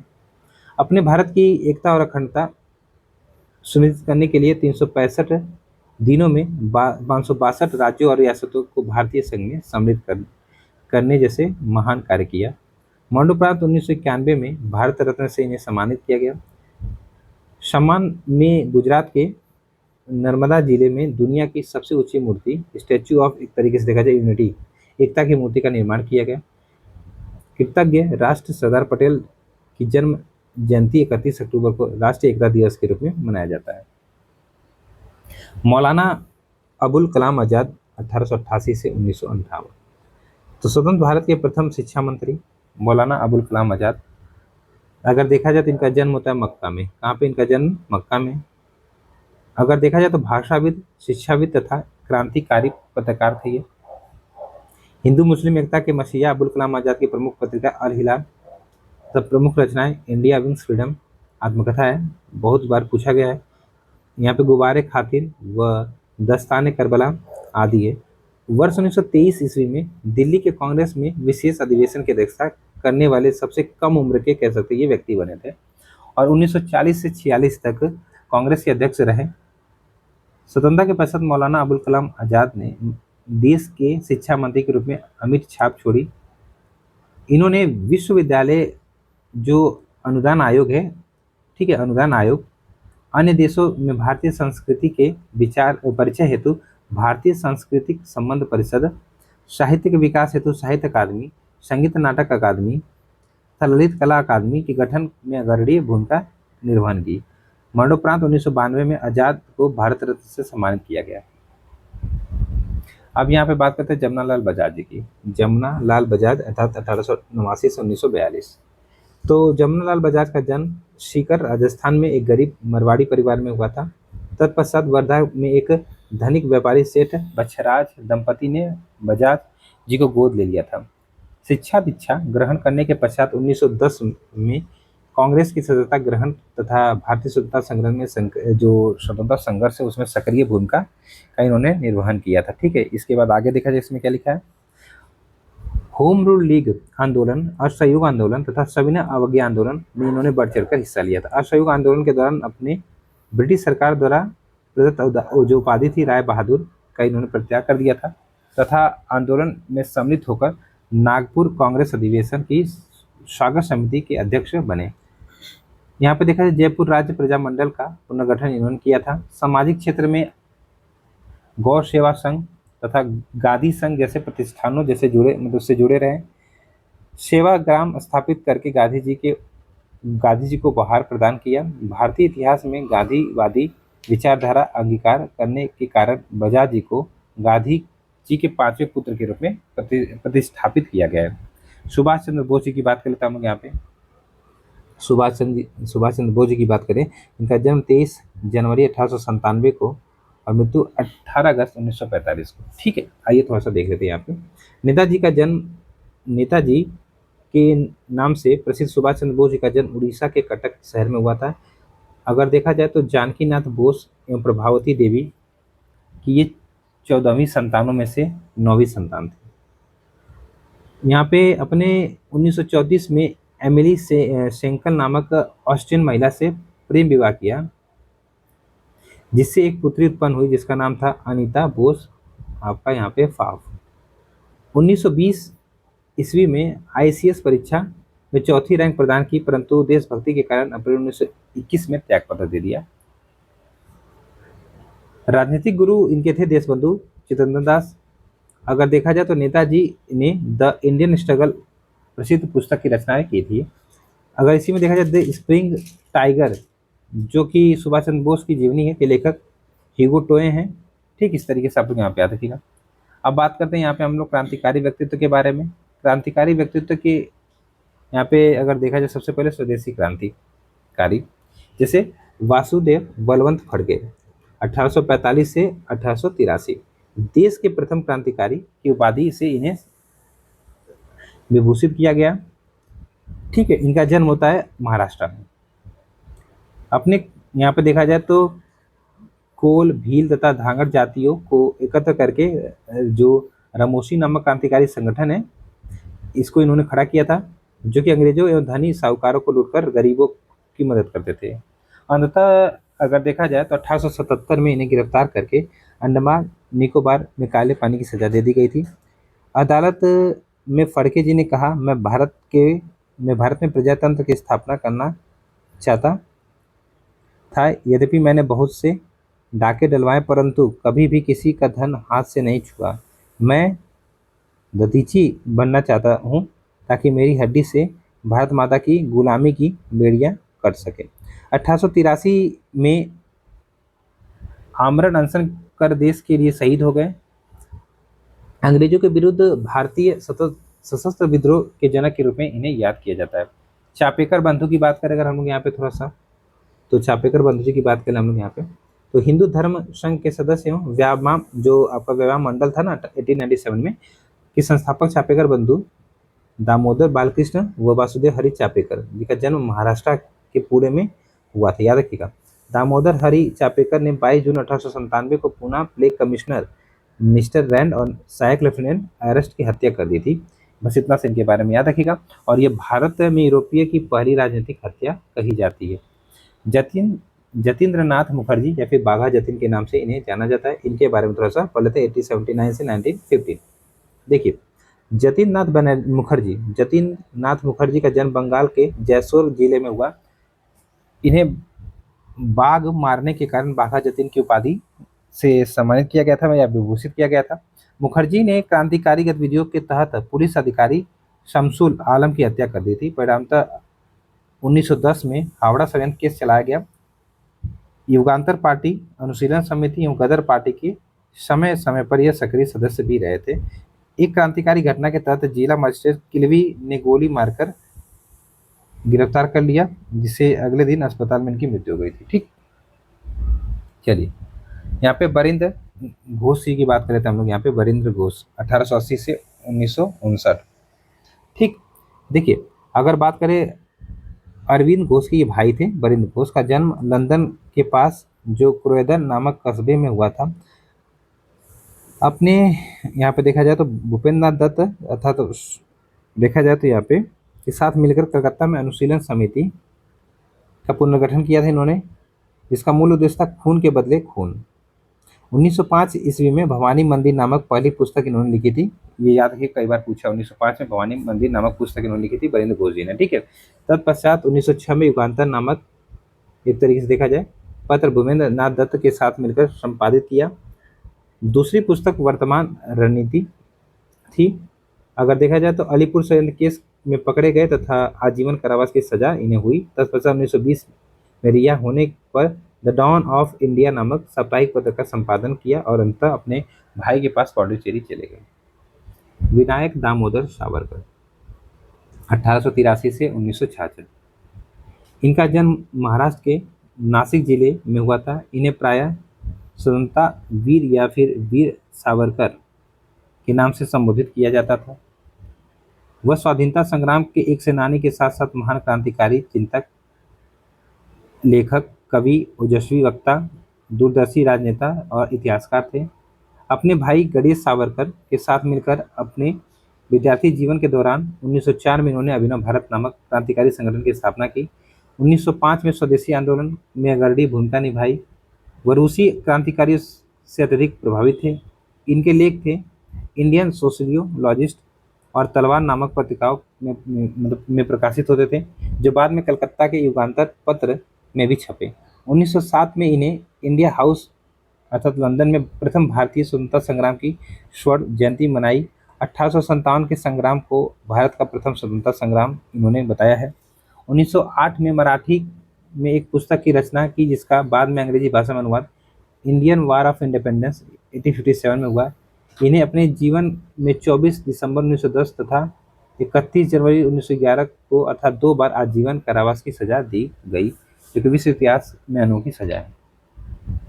रास बिहारी बोस की बात करें अगर हम यहाँ पे तो 1886 से 1945। गदर षड्यंत्र के प्रेरिता रास बिहारी बोस का जन्म बंगाल के वर्धमान जिले में विनोद बिहारी बोस के पुत्र के रूप में हुआ था। अपने जापान में न्यू एशिया नामक समाचार पत्र का इन्होंने संपादन किया। मतलब यहाँ पे थोड़ा लिखने में टाइपिंग गलत है। जापान में इन्होंने न्यू एशिया नामक समाचार पत्र का संपादन किया तथा रामायण का जापानी में अनुवाद भी किया। ठीक है, सत्येंद्र नाथ बसु की बात करें अगर हम यहाँ पे तो 1882 से 1908। देखिए, मिदनापुर के क्रांतिकारी गुप्त संगठन आनंद मठ के संस्थापक सत्येंद्र नाथ बसु थे, जिनका जन्म बंगाल के मिदनापुर जिले में हुआ था। स्वदेशी आंदोलन में सक्रिय भूमिका के कारण 1906 में सरकारी सेवा से निकाल दिया गया। अलीपुर षड्यंत्र केस 1908 के सरकारी गवाह नरेंद्र गोसाई की हत्या अपने इन्होंने जेल में ही कर दी थी। परिणामतः इन्हें फांसी की सजा मिल गई थी। मास्टर सुरेश सेन की अगर बात करें हम लोग यहाँ पे, मास्टर सुरेश सेन 1894 से 1934। तो मास्टर दा के नाम से प्रसिद्ध सुरेश सेन का जन्म चटगांव के नोआपारा नामक गांव में हुआ था। पिता का नाम इनका था Ram Niranjan. Indian Republic army नामक क्रांतिकारी संगठन की इन्होंने स्थापना की थी, याद रखिएगा। राम प्रसाद बिस्मिल जी की बात करें यहाँ पे, राम प्रसाद बिस्मिल जी की बात करते हो 1897 से 1897 से 1927। ठीक है। इनका जन्म उत्तर प्रदेश के शाहजहांपुर में हुआ था। हिंदुस्तान रिपब्लिकन एसोसिएशन के संस्थापक सदस्य थे। बिस्मिल मैनपुरी षड्यंत्र तथा काकोरी कांड में सम्मिलित थे। परिणामतः इनको गोरखपुर जेल में फांसी की सजा दी गई थी। प्रमुख पुस्तक है काकोरी षड्यंत्र तथा प्रमुख गजल है सरफरोशी की तमन्ना अब हमारे दिल में है। ठीक, याद रखिएगा। सचिंद्र नाथ सान्याल, सचिंद्र नाथ सान्याल 1893 से 1942। तो बात करें सचिंद्र नाथ सान्याल का जन्म उत्तर प्रदेश के वाराणसी जिले में हुआ था। रास बिहारी बोस के साथ मिलकर क्रांतिकारी गतिविधियों को अंजाम देते सान्याल ने लाहौर सिख रेजिमेंट तथा काशी सिख रेजिमेंट को विद्रोह करने के लिए तैयार किया, परंतु जब इस योजना का पता अंग्रेज सरकार को चला तो आजीवन काले पानी की इन्हें सजा दे दी गई थी। प्रथम विश्व युद्ध के उपरांत 1919 में जब इनको रिहा किया गया तो पुनः हिंदुस्तान गणतांत्रिक संस्था बनाने के लिए क्रियाशील हो गए। काकोरी षड्यंत्र केस में दोबारा आजीवन कारावास की सजा दी गई। ठीक है। इनकी प्रमुख रचना बंदी जीवन क्रांतिकारियों की बाइबल कही जाती है, इस तरीके से याद रखिएगा। चलिए, अशफाक उल्लाह खां। ठीक है, अशफाक उल्लाह खां की अगर बात करें हम लोग यहाँ पे तो 1900 से 1927। अशफाक उल्लाह खां का जन्म उत्तर प्रदेश के शाहजहांपुर जिले में हुआ था। क्रांतिकारी संगठन हिंदुस्तान रिपब्लिकन एसोसिएशन के संस्थापक सदस्य थे। काकोरी कांड में अपने ही ड्राइवर की कनपट्टी पर मुआवजा रखकर ट्रेन को अपने कब्जे में लिया था। परिणामतः 19 दिसंबर 1927 को फैजाबाद जेल में इन्हें सजा मतलब फांसी की सजा दी गई थी। राजेंद्र नाथ लाहिड़ी की बात करें अगर हम लोग यहाँ पे थोड़ा सा 1901 से 1927, तो इनका जन्म बांग्लादेश के जो पाबना जिला वहाँ पे हुआ था। इनके पिता क्षिति मोहन लाहिड़ी तथा माता बसंत कुमारी थी। लाहिड़ी क्रांतिकारी संगठन हिंदुस्तान रिपब्लिकन एसोसिएशन के प्रमुख सदस्य थे। अनुशीलन समिति की जो वाराणसी की शाखा उसके सशस्त्र विभाग के प्रभारी थे। काकोरी कांड में सक्रिय भूमिका के कारण 17 दिसंबर 1927 को गोंडा जेल में इन्हें फांसी की सजा दी गई थी। फांसी होने से पूर्व इन्होंने कहा था कि मैं मरने नहीं जा रहा हूँ, अपितु भारत को स्वतंत्र कराने हेतु पुनर्जन्म लेने जा रहा हूँ। बनारस से निकलने वाली बंगवाड़ी पत्रिका के संपादक भी रहे। चलिए आगे बढ़ते हैं। भगवती चरण बोहरा, भगवती चरण बोहरा 1903 से 1930। श्री बोहरा का जन्म उत्तर प्रदेश के आगरा जिले में हुआ। पत्नी का नाम इनके था दुर्गा, जो कि क्रांतिकारियों में दुर्गा भाभी के नाम से प्रसिद्ध थी। गांधी जी के एक आह्वान पर 1921 में पढ़ाई छोड़कर असहयोग आंदोलन में सम्मिलित हो गए थे ये। अतः यहाँ पे देखा जाए क्रांतिकारी संगठन हिंदुस्तान सोशलिस्ट रिपब्लिकन एसोसिएशन जिसकी स्थापना 1928 में होती है के सक्रिय सदस्य यहाँ पे नहीं थे, बल्कि नौजवान यहाँ पे देखा जाए तो भारत सभा के प्रचार सचिव भी थे। ठीक है, सदस्य थे यहाँ पे ना। श्री बोहरा काकोरी केस, लाहौर षड्यंत्र केस और सैंडर्स की हत्याकांड में सम्मिलित तो थे, परंतु कभी भी पकड़े नहीं गए। ठीक है। इन्होंने वायसराय इरविन को चलती ट्रेन से उड़ाने के लिए ट्रेन के नीचे बम रख दिए थे, परंतु वायसराय बच गया। इन्होंने अपनी प्रसिद्ध पुस्तक बम का दर्शन से क्रांतिकारियों को बम बनाने की शिक्षा प्रदान की तथा मृत्यु भी बम परीक्षण से ही इनकी हो गई थी, तो ये याद रखिएगा। ठीक है। अब बात करते हैं चंद्रशेखर आज़ाद जी की 1906 से 1931। चंद्रशेखर आज़ाद जी का जन्म 23 जुलाई 1906 को मध्य प्रदेश के अलीराजपुर जिले के भावरा नामक गांव में हुआ था। पिता इनके थे पंडित सीताराम तिवारी और माता थी जगरानी देवी। आज़ाद जी ने हिंदुस्तान सोशलिस्ट रिपब्लिकन एसोसिएशन की स्थापना के साथ साथ काकोरी कांड, सैंडर्स की हत्या, लाहौर सेंट्रल असेंबली जो आप कहते से बम कांड है उसमें भी सक्रिय भूमिका एक तरीके से यहाँ पर देखा जाए तो निर्वहन किया था। यद्यपि दूसरा लाहौर षड्यंत्र केस तथा दिल्ली षड्यंत्र केस चलाया है इन्होंने, परंतु कभी भी पकड़े नहीं गए। इलाहाबाद के अल्फ्रेड पार्क में पुलिस से लड़ते हुए 27 फरवरी 1931 को आखिरी गोली बची थी तो खुद को गोली मारकर शहीद हो गया। ठीक, चलिए सुखदेव थापर की बात करें यहाँ पे। सुखदेव थापर 1907 से 1931। तो यहाँ पर देखा जाए सुखदेव का जन्म पंजाब के लुधियाना जिले में हुआ था। जेल में बंद कैदियों को राजनीतिक कैदी का दर्जा दिलाने के लिए संघर्ष किया। सैंडर्स हत्याकांड के प्रमुख अभियुक्त थे। परिणामतः लाहौर षड्यंत्र केस के तहत 23 मार्च 1931 को लाहौर जेल में फांसी दे दी गई। भगत सिंह जी की बात करें यहाँ पे हम लोग थोड़ा सा, तो 1907 से 1931 भगत सिंह का जन्म अविभाजित पंजाब में हुआ था। इनके पिताजी किशन सिंह तथा माता विद्यावती कौर थीं। भगत सिंह नौजवान भारत सभा 1926 बनती के संस्थापक होने के साथ साथ क्रांतिकारी संगठन हिंदुस्तान रिपब्लिकन एसोसिएशन, ठीक है, तथा हिंदुस्तान सोशलिस्ट रिपब्लिकन एसोसिएशन के सक्रिय सदस्य भी थे। इन्होंने राजगुरु के साथ मिलकर 1928 में पुलिस अधीक्षक जेपी सैंडर्स की हत्या की। तत्पश्चात क्रांतिकारी बटुकेश्वर के साथ ट्रेन सेंट्रल असेंबली दिल्ली में बम पर्चे फेंक कर अपनी गिरफ्तारी दी। लाहौर षड्यंत्र केस चलाकर 23 मार्च 1931 को लाहौर जेल में इन्हें यहाँ पे देखा जाए तो फांसी दी गई 23 मार्च 1931 को। शहीद आजम भगत सिंह की समाधि तथा स्मारक फिरोजपुर के हुसैनीवाल नामक स्थान पर शहीद है। ठीक है, इस चीज़ को आप लोग यहाँ पे थोड़ा सा याद रखिएगा। इसके बाद बात करते हैं हम लोग यहाँ पे शिवराम हरि राजगुरु। शिवराम हरि राजगुरु 1908 से 1931। ठीक, चलिए, तो राजगुरु का जन्म महाराष्ट्र के पुणे जिले के खेरा नामक गांव में हुआ था। हिंदुस्तान सोशलिस्ट रिपब्लिकन एसोसिएशन के सक्रिय सदस्य और भगत सिंह के साथ मिलकर पुलिस अधिकारी जेपी सैंडर्स की हत्या की थी। परिणामतः लाहौर षड्यंत्र केस के तहत 23 मार्च 1931 को इनको फांसी की सजा दी गई थी। अब यहाँ पे प्रवासी क्रांतिकारी देख लेते हैं। श्यामजी कृष्ण वर्मा की बात करते हैं हम लोग यहाँ पे, तो 1857 से 1930। तो इनका जन्म गुजरात के मांडवी में हुआ। ये भारत के ऐसे पहले क्रांतिकारी थे जिन्होंने ऑक्सफोर्ड से एमए और यहाँ पे बार एक्ट लॉ की उपाधि धारण की थी। इनके संस्कृत में दिए गए भाषण से प्रभावित होकर इनको ऑक्सफोर्ड में संस्कृत का सहायक प्रोफेसर नियुक्त किया गया था। लंदन में इन्होंने इंडिया हाउस की स्थापना की, जो कि बाद में भारतीय क्रांतिकारी का केंद्र बन गया था। विदेश में भारतीयों के बीच क्रांतिकारी भावना को जगाने के लिए वर्मा जी ने 1905 में इंडियन सोशियोलॉजिस्ट नामक समाचार पत्र निकाला। 1905 में अपने इंडियन होम रूल सोसाइटी की स्थापना की। इनकी मृत्यु जेनेवा में हुई और इनके अस्थियों को 2003 में भारत लाया गया था। सोहन सिंह भाकना 1870 से 1968। तो बात करें सोहन सिंह भाकना का जन्म पंजाब के अमृतसर जिले में हुआ था। अमेरिका एवं कनाडा में रहने वाले भारतीय प्रवासियों के सहयोग से हिंद नामक संस्था की स्थापना उन्होंने की थी।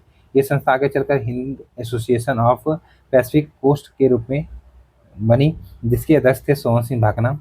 इस संस्था ने गदर नामक जो पत्र है वो निकाला तथा गदर पार्टी नामक क्रांतिकारी संगठन भी बनाया। अंततः लाहौर षड्यंत्र केस में फंसाकर आजीवन काला पानी की सजा इनको दे दी गई।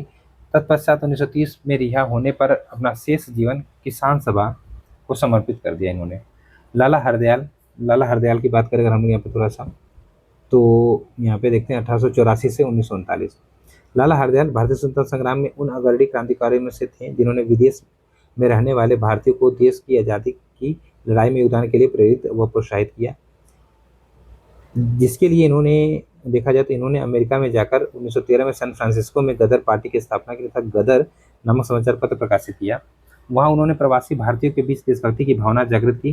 काकोरी कांड का ऐतिहासिक फैसला आने के बाद मई 1927 में लाला हरदयाल को भारत लाने का प्रयास किया गया, किंतु ब्रिटिश सरकार ने अनुमति नहीं दी। इसके बाद सन 1938 में पुनः प्रयास करने पर अनुमति भी मिली, परंतु भारत लौटते हुए रास्ते में ही 4 मार्च 1939 को अमेरिका के महानगर फिलाडेल्फिया में उनकी रहस्यमय मृत्यु हो गई। उनके सरल जीवन और बौद्धिक कौशल ने प्रथम विश्व युद्ध के समय ब्रिटिश साम्राज्यवाद के विरुद्ध लड़ने के लिए कनाडा और अमेरिका में रहने वाले जो प्रवासी भारतीय उनको प्रेरित किया। उनकी प्रसिद्ध रचनाएं thought of education and high the hint of self culture प्रमुख थी। अपने पेरिस से वंदे मातरम और तलवार पत्रों का संपादन उन्होंने किया था। मदन लाल ढींगरा, ठीक है, मदन लाल ढींगरा 1883 से 1909। देखिए इनके बारे में थोड़ा सा बात कर लेते हैं हम लोग यहाँ पे। ठीक, चलिए, तो मदन लाल ढींगरा जी की बात करें तो इनका जन्म जो है, अगर देखा इनका जन्म तो पंजाब के प्रांत में पंजाब में हुआ था, एक संपन्न हिंदू परिवार में हुआ था। उच्च शिक्षा प्राप्त करने के लिए 1906 में इंग्लैंड को चले गए। उस समय लंदन में स्थित इंडिया हाउस भारतीय क्रांतिकारियों का केंद्र हुआ करता था। ये वहाँ अभिनव भारत संस्था के सदस्य बन गए। भारतीय सेना का अवकाश प्राप्त अधिकारी कर्जन वायली जो था ना, विलियम वायली, जो लंदन में भारतीय छात्रों की जासूसी करता था, 1 जुलाई 1909 को मदन ढींगरा ने गोली मारकर उसकी हत्या कर दी थी। ठीक है, जिन्हें गिरफ्तार कर लिया गया और मुकदमा चलाया गया और अंततः फांसी की सजा इन्हें मिली थी। राजा महेंद्र प्रताप, ठीक है, राजा महेंद्र प्रताप की अगर हम लोग बात करें यहाँ पे 1886 से 1979, तो यहाँ पे देखते हैं 1914 से 45 तक देश के बाहर अमेरिका, जर्मनी, चीन, अफगानिस्तान तथा जापान आदि देशों में रहकर भारत की आज़ादी के लिए अथक प्रयास करने वाले राजा महेंद्र प्रताप का जन्म हाथरस के राजा हरनारायण सिंह के दत्तक पुत्र थे। उत्तर प्रदेश के वृंदावन में प्रेस विद्यालय की स्थापना की थी तथा समाचार पत्र प्रेम हिंदी में, निर्बल आपका यहाँ पे निर्बल सेवक हिंदू व उर्दू में संपादन किया था। ठीक है, याद रखिएगा। इन्होंने अफगानिस्तान में सरकार भी बनाई थी। चलिए, साम्यवादी व्यक्तित्व की अगर हम लोग बात करें, यहाँ पे थोड़ा सा देख लेते हैं। साम्यवादी व्यक्तित्व में सबसे पहले मानवेंद्र नाथ राय, 1887-1954, इनके बारे में बात करते हैं हम लोग यहाँ पे थोड़ा सा। ठीक है, चलिए, तो देखा जाए जो मानवेंद्र नाथ राय एम एन रॉय कहते हैं, इनका जन्म कलकत्ता में होता है ना, कलकत्ता में हुआ था। इनका मूल नाम था नरेंद्र नाथ भट्टाचार्य। अपने रेडिकल डेमोक्रेटिक पार्टी की स्थापना तथा लेनिन के निमंत्रण पर थर्ड इंटरनेशनल साम्यवादी सम्मेलन में हिस्सा लिया था इन्होंने। ठीक है, इस तरीके से याद रखिएगा। श्री यहाँ पे अमृत डांगे की बात करते हैं, यहाँ पे इनके बारे में पढ़ लेते हैं। 1899 से 1991। तो अमृत डांगे को भारत के प्रारंभिक कम्युनिस्ट नेताओं में बहुत महत्वपूर्ण स्थान मिला है। अगर अमृत डांगे की बात करें तो भारतीय कम्युनिस्ट पार्टी के संस्थापक सदस्यों में से एक थे तथा भारतीय व्यापार संघ आंदोलन के दिग्गज नेता थे। अगर बात करें यहाँ पे, डांगे मुंबई में रहने वाले थे तथा उन्होंने भारत में समाजवादी विचार को या जो विचार उसको प्रसार करने के लिए द सोशलिस्ट नामक समाचार पत्र प्रकाशित किया था। अपने मजदूरों से चेतना जागृत की तथा उन्हें अपने हितों के लिए संघर्ष करते हुए प्रोत्साहित किया। श्री डांगे द्वितीय और चौथी लोकसभा के सदस्य चुने गए थे। कानपुर षड्यंत्र केस के तहत 4 समाजवादी नेताओं पर मुकदमा चला गया था, उनमें डांगे भी सम्मिलित थे। इसके अंतर्गत उन्हें 4 वर्ष की सजा दी गई थी। गांधी व लेनिन नामक पुस्तक भी लिखी थी इन्होंने, जिसमें इन्होंने दोनों नेताओं तथा उनके विचारों की तुलनात्मक विश्लेषण भी किया है। डॉक्टर राम मनोहर लोहिया, 1910 से 1967। तो यहाँ पे देखा जाए, डॉक्टर राम मनोहर लोहिया का जन्म एक तरह से उत्तर प्रदेश के अम्बेडकर नगर जिले में हुआ था। 1918 में अहमदाबाद कांग्रेस अधिवेशन से राजनीतिक जीवन प्रारंभ इन्होंने किया था। कांग्रेस समाजवादी पार्टी के संस्थापक सदस्य तत्पश्चात समाजवादी पार्टी के संस्थापक, मतलब समाजवादी पार्टी की स्थापना इन्होंने की थी। ठीक, समाजवादी पार्टी की स्थापना की थी। साथ साथ में समाजवादी विचारों का प्रसार विदेशों में भी किया था। श्री लोहिया जी ने जून 1946 में गोवा को स्वतंत्र कराने के लिए एक आंदोलन चलाया था तथा सफलता भी प्राप्त कर ली थी। इनकी प्रमुख जो पत्रिका है द कांग्रेस सोशलिस्ट तथा प्रमुख रचनाएं अंग्रेजी हटाओ, हिंदू बनाम Hindu, guilty man of India's partition.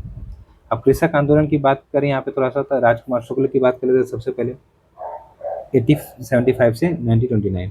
ठीक है, तो अगर बात करें बिहार के कृषि आंदोलन के नेता राजकुमार शुक्ल का जन्म 1875 में चंपारण बिहार में हुआ था।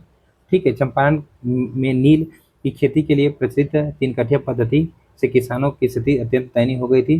तदुपरांत इन्होंने महात्मा गांधी से आग्रह करके चंपारण सत्याग्रह 1917 में प्रारंभ करवाया था। ठीक है, इस तरीके से बाबा रामचंद्र जी की बात करें हम लोग यहाँ पे, बाबा रामचंद्र।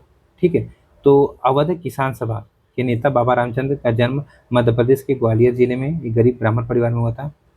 अगर इनका कार्य देखा जाए तो जौनपुर, जो कार्य क्षेत्र जौनपुर, प्रतापगढ़, रायबरेली तथा फैजाबाद था। यहाँ पे क्या लिखा है कि रामायण पाठ द्वारा किसानों को जागृत एवं संगठित करते थे। प्रतापगढ़ का जो खरगांव है स्थानीय किसानों की गतिविधियों का केंद्र बना। परिणामतः अपने 1918 में गठित उत्तर प्रदेश किसान सभा के समानांतर एक अवध किसान सभा 1920 में इन्होंने स्थापित की थी, जिसे मजबूर होकर अंग्रेजी सरकार को अवध मालगुजारी जो रेंट अधिनियम है वो पारित करना पड़ा था। ठीक है, विजय सिंह पथिक। ठीक है, विजय सिंह पथिक की बात करें, जिसे भूप सिंह गुर्जर कहते हैं। यहाँ पे देखा जाए तो विजय सिंह पथिक, राष्ट्रीय पथिक, जन्म इनका बुलंदशहर यूपी के गुर्जर परिवार में हुआ था। युवावस्था में ही संपर्क इनका हो गया किसी रासबिहारी बोस और सचिंद्रनाथ सान्याल से। ठीक है। नव संदेश, राजस्थान संदेश तथा तरुण राजस्थान जैसी पत्रिकाओं का संपादन इन्होंने किया था। यद्यपि हार्डिंग बम कांड, लाहौर षड्यंत्र केस तथा फिरोजपुर षड्यंत्र केस के अभियुक्त थे ये, परंतु सजा होने से पहले जेल से फरार हो गए थे। अगर ध्यान दें तो इनका नाम था भूप सिंह था।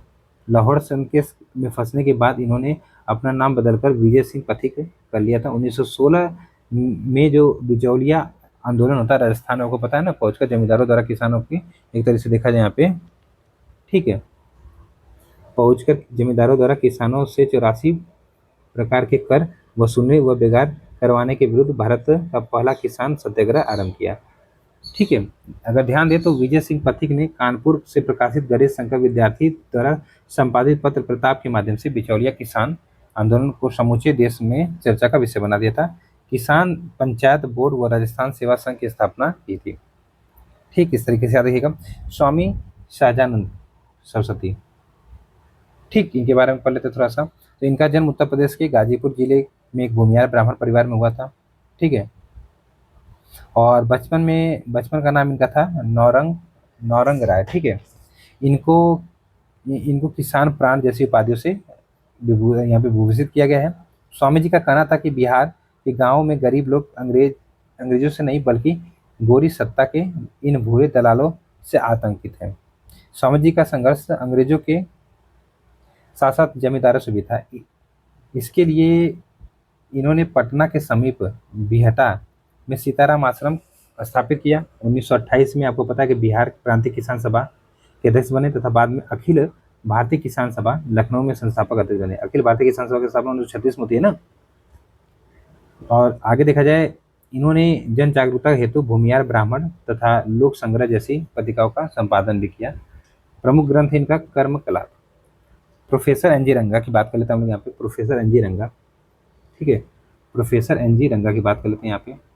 तो प्रोफेसर एन जी रंगा का जन्म आंध्र प्रदेश के गुंटूर जिले में हुआ था। ये जातीय विभेद को नहीं मानते थे, कारण स्वरूप अपने घर का कुआं हरिजनों के लिए खोल दिया था। श्री रंगा किसानों के हिमायती थे और आंध्र प्रदेश में भारतीय किसान सभा की स्थापना की थी। वो अखिल भारतीय किसान सभा का देखा जाए यहाँ पे थोड़ा सा, इसी में आगे देखा जाए, जैसे वो अखिल भारतीय जो किसान सभा थी ना, लखनऊ के संस्थापक महासचिव थे ये। ठीक है, ये भी याद रखिएगा, इंपॉर्टेंट है। और साथ साथ में देश के पहले किसान जो विद्यालय उसके स्थापना इन्होंने 1838 में, कहाँ पे, तो आंध्र प्रदेश के गुंटूर जिले में भी की थी। कृषि उत्पादकों के लिए अंतर्राष्ट्रीय सम्मेलन के संस्थापक सदस्य भी बने थे। और इन्होंने भाषाई आधार पर आंध्र प्रदेश को अलग राज्य बनाने के लिए संघर्ष किया। इनके कार्यों के लिए इन्हें पद्म विभूषण जैसी उपाधियों से सम्मानित किया गया। जयप्रकाश नारायण जी की बात करें अगर हम लोग यहाँ पे थोड़ा सा, ठीक है, तो 1902 से 1979, ठीक है। तो इनके बारे में पढ़ लेते हैं थोड़ा सा। जन्म स्थान तो जिला सारण बिहार में एक जगह पड़ती है सीता बदरिया। ठीक है। उपाधि सम्मान लोकनायक, भारत रत्न, इस तरीके से स्थापित संस्था कांग्रेस सोशलिस्ट पार्टी 1934 में स्थापित करते हैं तथा आज़ाद दास्ता 1942 में नेपाल में। रचनाएं समाजवाद ही क्यों, ठीक है, ABC of dislocation to all fighters of freedom towards struggle, संघर्ष की ओर, और प्रिजन डायरी। मजदूर आंदोलन से जुड़े व्यक्तित्व की बात करें तो नारायण मल्हार जोशी, नारायण में या मेघाजी लोखंडे इनका नाम माफ करेगा, ठीक है, थोड़ा सा। इनके बारे में देखा जाए तो लोखंडे जी का जन्म हुआ था महाराष्ट्र के पुणे में, गरीब माली जाति के साधारण परिवार में हुआ था। आपको बता दें कि भारतीय श्रम आंदोलन का जनक इन्हें कहा जाता है। बॉम्बे मिल हैंड जो एसोसिएशन है उसकी स्थापना इन्होंने की थी, जिसे भारत में गठित प्रथम मजदूर संगठन माना जाता है। इस संगठन ने सरकार एवं मिल मजदूरों पर दबाव डालकर श्रम आयोग का गठन करवाया था। श्रम आयोग ने श्रमिकों को जो काम के घंटे तथा कामगारों के भोजन की छुट्टी का समय आदि निर्धारित किया था। आपने अपने विचारों को दीनबंधु नामक जो माध्यम से पहुंचाया था। इस तरीके से इन्होंने बम्बई कामगार संघ की भी स्थापना की थी। अब बात करते हैं यहाँ पे अगला जो व्यक्तित्व यहाँ पे मलयपुरम सिंगारवेलु चेट्टियार।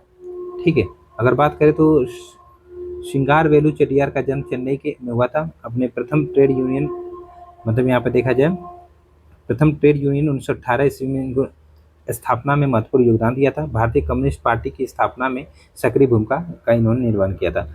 यहाँ पे वहमन पेस्टोनजी वाडिया, ठीक है, तो इनकी अगर हम लोग बात करें थोड़ा सा यहाँ पे देखा जाए तो वीपी वाडिया के नाम से इन्हें जाना जाता है। बम्बई में इनका जन्म हुआ था। थियोसोफिकल यहाँ पे थियोसोफिस्ट थे और थियोसोफिकल सोसाइटी के विचारों के प्रचार प्रसार हेतु बम्बई से अडियार मद्रास चले गए थे और वहीं पर मद्रास जो टेक्सटाइल है उसमें काम करने लगे। श्री वाडिया ने 1918 में मद्रास श्रमिक संघ की स्थापना की थी। यही श्रमिक संघ भारत का पहला संघ बना जो कि कपड़ा उद्योग से संबंधित था। अब यहाँ पे निम्न जातीय आंदोलन की बात करें तो सबसे पहला नाम आता है ज्योतिबा राव गोविंद राव फूले, ठीक है। तो अगर बात करें फूले जी का जन्म महाराष्ट्र के पुणे जिले में हुआ था, ठीक है। इनका विवाह अगर देखा तो सावित्रीबाई जैसी महान समाज सेविकाओं से हुआ था। अगर बात आते हैं आपको यहाँ पे थोड़ा सा कि ज्योतिबा फूले तथा महात्मा फूले जैसी उपाधियों से विभूषित किया गया इन्हें। श्री फूले ने निम्न जाति कल्याण, स्त्री शिक्षा तथा विधवा विवाह को प्रोत्साहित करने के हेतु 1848 ईस्वी में महिला विद्यालय की स्थापना की। बहुत इंपॉर्टेंट है, जो कि देश का प्रथम महिला विद्यालय था। इन्होंने सत्य की खोज के लिए सत्य शोधक समाज की स्थापना 1873 में करेंगे ना, की थी यहाँ पे पुणे में, ठीक है। और साथ ही इनके प्रयास से एग्रीकल्चर जो एक्ट है वो पास किया गया था। इनकी प्रमुख रचना है गुलामगिरी। अब यहाँ पे बात करें हम लोग यहाँ पे अगले व्यक्तित्व की बात करें यहाँ पे ईरोड वेंकट नायकर अर्थात रामास्वामी उर्फ इनको पेरियार कहते हैं, ठीक है। तो अगर इनके बारे में जाना जाए तो पेरियार जी का जन्म तमिलनाडु के ईरोड नामक स्थान पर हुआ था। निम्न जाति के कल्याण के लिए आत्मसम्मान आंदोलन इन्होंने चलाया था। इसके माध्यम से ही इन्होंने अस्पृश्यता, जाति प्रथा, ब्राह्मणों के वर्चस्व जैसी कुप्रथा को तोड़ना चाहते थे। इसके लिए इन्होंने मनुस्मृति को जलाने तथा बिना ब्राह्मण के विवाह संस्कार संपन्न करवाने जैसी कृत्य किए। पेरियार 1924 में वैकोम सत्याग्रह जो है ना, वैकोम सत्याग्रह केरल के प्रेरता भी कहा जाता है। इन्होंने जस्टिस पार्टी का भी संचालन किया जिसका नाम बदलकर या परिवर्तित करके द्रविड़ कड़गम कर दिया गया था। इनकी प्रमुख पत्रिकाएं कोडी अरासू तथा रिवोल्ट थी। आपने तमिल भाषा में मतलब इन्होंने तमिल भाषा में रामायण की रचना की जिसे सच्ची रामायण कहा जाता है। टी के माधवन की बात करें अगर हम लोग यहाँ पे टी के माधवन, तो टी के माधवन जी का जन्म केरल में हुआ था। ये नारायण गुरु के शिष्य थे। निम्न जाति के कल्याण हेतु श्री नारायण धर्म परिपालन युगम की स्थापना इन्होंने की थी, ठीक। और अगर बात करें यहाँ पे तो प्रमुख सहयोगी और ये इन्होंने किया था सचिव बने थे, ठीक है। इसके इन्होंने आंदोलनों का मुख्य लक्ष्य निम्न जाति के लोगों को मंदिरों में प्रवेश दिलाना, ठीक है, मंदिरों में प्रवेश दिलाना, ठीक है। चलिए आगे इसमें देखा जाए थोड़ा सा, तो इसके लिए इन्होंने जो अगर देखा जाए तो वैकोम सत्याग्रह का भी समर्थन किया था और इसका समर्थन करने के लिए महात्मा गांधी भी इनके साथ आ गए थे। श्री माधवन ने जन जागरूकता हेतु 1917 में यहाँ पे देशाभिमानी नामक दैनिक पत्र का संपादन किया। अब यहाँ पे बात करें कोयापल्ली केलप्पम नैयर नाम का, ठीक है, यहाँ पे नायर नाम है, ठीक है। तो बात करें गांधीवादी नेता तथा केरल के गांधी के नाम से उपनाम से ये जाने जाते हैं। इनका जन्म होता है केरल के कालीकट में। गांधी जी ने असहयोग आंदोलन प्रारंभ किया तो अपनी पढ़ाई छोड़कर आंदोलन में सम्मिलित हो गए थे। व्यक्तिगत सत्याग्रह के समय गांधी जी ने दक्षिण भारत का प्रथम सत्याग्रही नामजद इन्हें किया था, ठीक है। और 1925 में प्रसिद्ध वैकोम सत्याग्रह और 1932 में जो गुरुवायूर सत्याग्रह के प्रमुख व्यक्ति थे। ये दोनों ही सत्याग्रहों में अछूतों के लिए मंदिर प्रवेश का अधिकार मांग की गई थी। परिणामतः मद्रास सरकार ने मंदिर प्रवेश कानून बनाना पड़ा था। केपी केशव मेनन द्वारा प्रकाशित प्रसिद्ध मलयालम दैनिक पत्र मातृभूमि को 1929 और 1936 संपादन किया गया था। जीवी कृपलानी की किसान मजदूर पार्टी से प्रथम लोकसभा के सदस्य बने थे। अब यहाँ पे बात करते हैं डॉक्टर भीमराव जी अम्बेडकर जी की, ठीक है। तो इनका जन्म स्थान अगर देखा जाए मऊ छावनी इंदौर में। जीवन साथी यहाँ पे रमाबाई अम्बेडकर, विवाह 1906 में हो जाता है। अब सविता अम्बेडकर से 1948 में विवाह करते हैं। उपाधि बाबा साहब की, ठीक है। संगठन था all India depressed class federation 1920 में। बहिष्कृत कुलकर्णी सभा 1924 में। स्वतंत्र लेबर पार्टी 1936 में। अनुसूचित जाति फेडरेशन अगर देखा जाए तो 1942 में। भारतीय बौद्ध महासभा 1955 में। भारतीय रिपब्लिकन पार्टी देखा जाए राजनीतिक पार्टी थी ये, ठीक है। पत्र मूक नायक मराठी में। बहिष्कृत भारत था। पुरस्कार देखा जाए भारत रत्न, बोधिसत्व, ये सब पुस्तकें thoughts of Pakistan, the untouchable, ठीक है। गांधी एंड गांधीज्म, रनाडे, गांधी एंड जिन्ना तथा दी बुद्धा एंड हिज धम्मा आदि, इस तरीके से इनकी क्या है ये पुस्तकें। भारतीय दलितों, उधार गरीबों के मसीहा तथा प्रसिद्ध समाज सेवक डॉक्टर अम्बेडकर जी मूलतः महाराष्ट्र के रत्नागिरी जिले के महार जाति के अछूत परिवार के थे। इस तरीके से यहाँ पे याद रखें इनके बारे में। जनजातीय जो आंदोलन उससे जुड़े व्यक्तित्व की अगर हम लोग बात करें यहाँ पे, ठीक है, तो यहाँ पे पहले व्यक्ति हैं बुद्धू भगत, 1792 से 1832। तो अगर बात करें 1857 की क्रांति से भी पहले क्रांति का संघर्ष करने वाले बुद्धू भगत का जन्म झारखंड के रांची में हुआ था।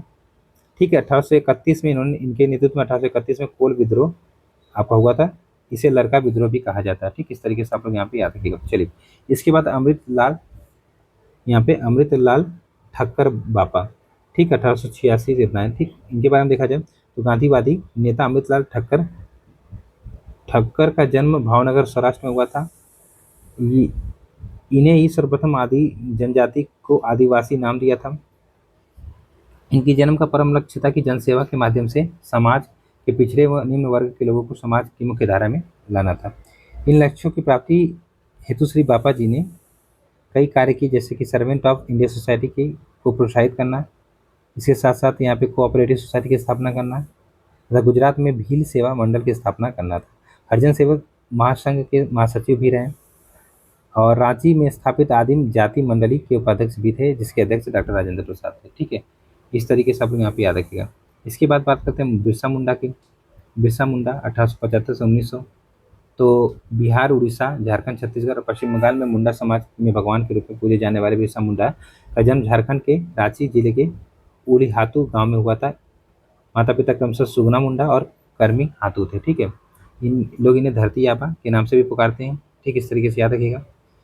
और अगर बात करें यहाँ पे देखिए, ये देखिए मुंडा विद्रोह का नेतृत्व इन्होंने किया था, जिसे आपका यहाँ पे उलगुलान विद्रोह या फिर महाविद्रोह अथवा सरदारी विद्रोह के नाम से जानते हैं। अंततः 1900 की बात है, चक्रधरपुर में बिरसा मुंडा गिरफ्तार कर लिए गए, तत्पश्चात रांची जेल में ही इनकी मृत्यु हो गई थी। ठीक, समाधि की बात करें तो रांची के कोकर के निकट बनाई गई है। इनकी स्मृति में रांची में बिरसा मुंडा केंद्रीय कारागार तथा बिरसा मुंडा हवाई अड्डा बनाया गया है। और अगर पता होगा आपको कि 15 नवंबर को प्रत्येक वर्ष जनजाति गौरव दिवस के रूप में इनकी जयंती के मतलब मनाया जाता है ना, इनकी जन्म जयंती को। ठीक है, अलूरी सीताराम राजू, तो इनके बारे में जाना है तो सीताराम राजू का जन्म विशाखापट्टनम आंध्र प्रदेश के पांडुरंगी गांव में हुआ था। ठीक है, 1919 से 1920 में सन्यासी बनकर देश भ्रमण द्वारा राष्ट्रीय भावना को जागृत करते हुए तथा असहयोग आंदोलन के दौरान इन्होंने आंध्र प्रदेश में स्थानीय विवादों को सुलझाने हेतु पंचायतों की स्थापना की। राजू ने असहयोग आंदोलन को की वापसी से क्षुब्ध होकर संपूर्ण रंपा क्षेत्र का क्रांतिकारी आंदोलन का केंद्र बना दिया तथा इसके लिए सशस्त्र सैन्य बल तैयार किया। अपनी सशस्त्र आवश्यकता की पूर्ति के लिए डकैती डालना प्रारंभ किया तथा अनेक अंग्रेज अधिकारियों को मार डाला।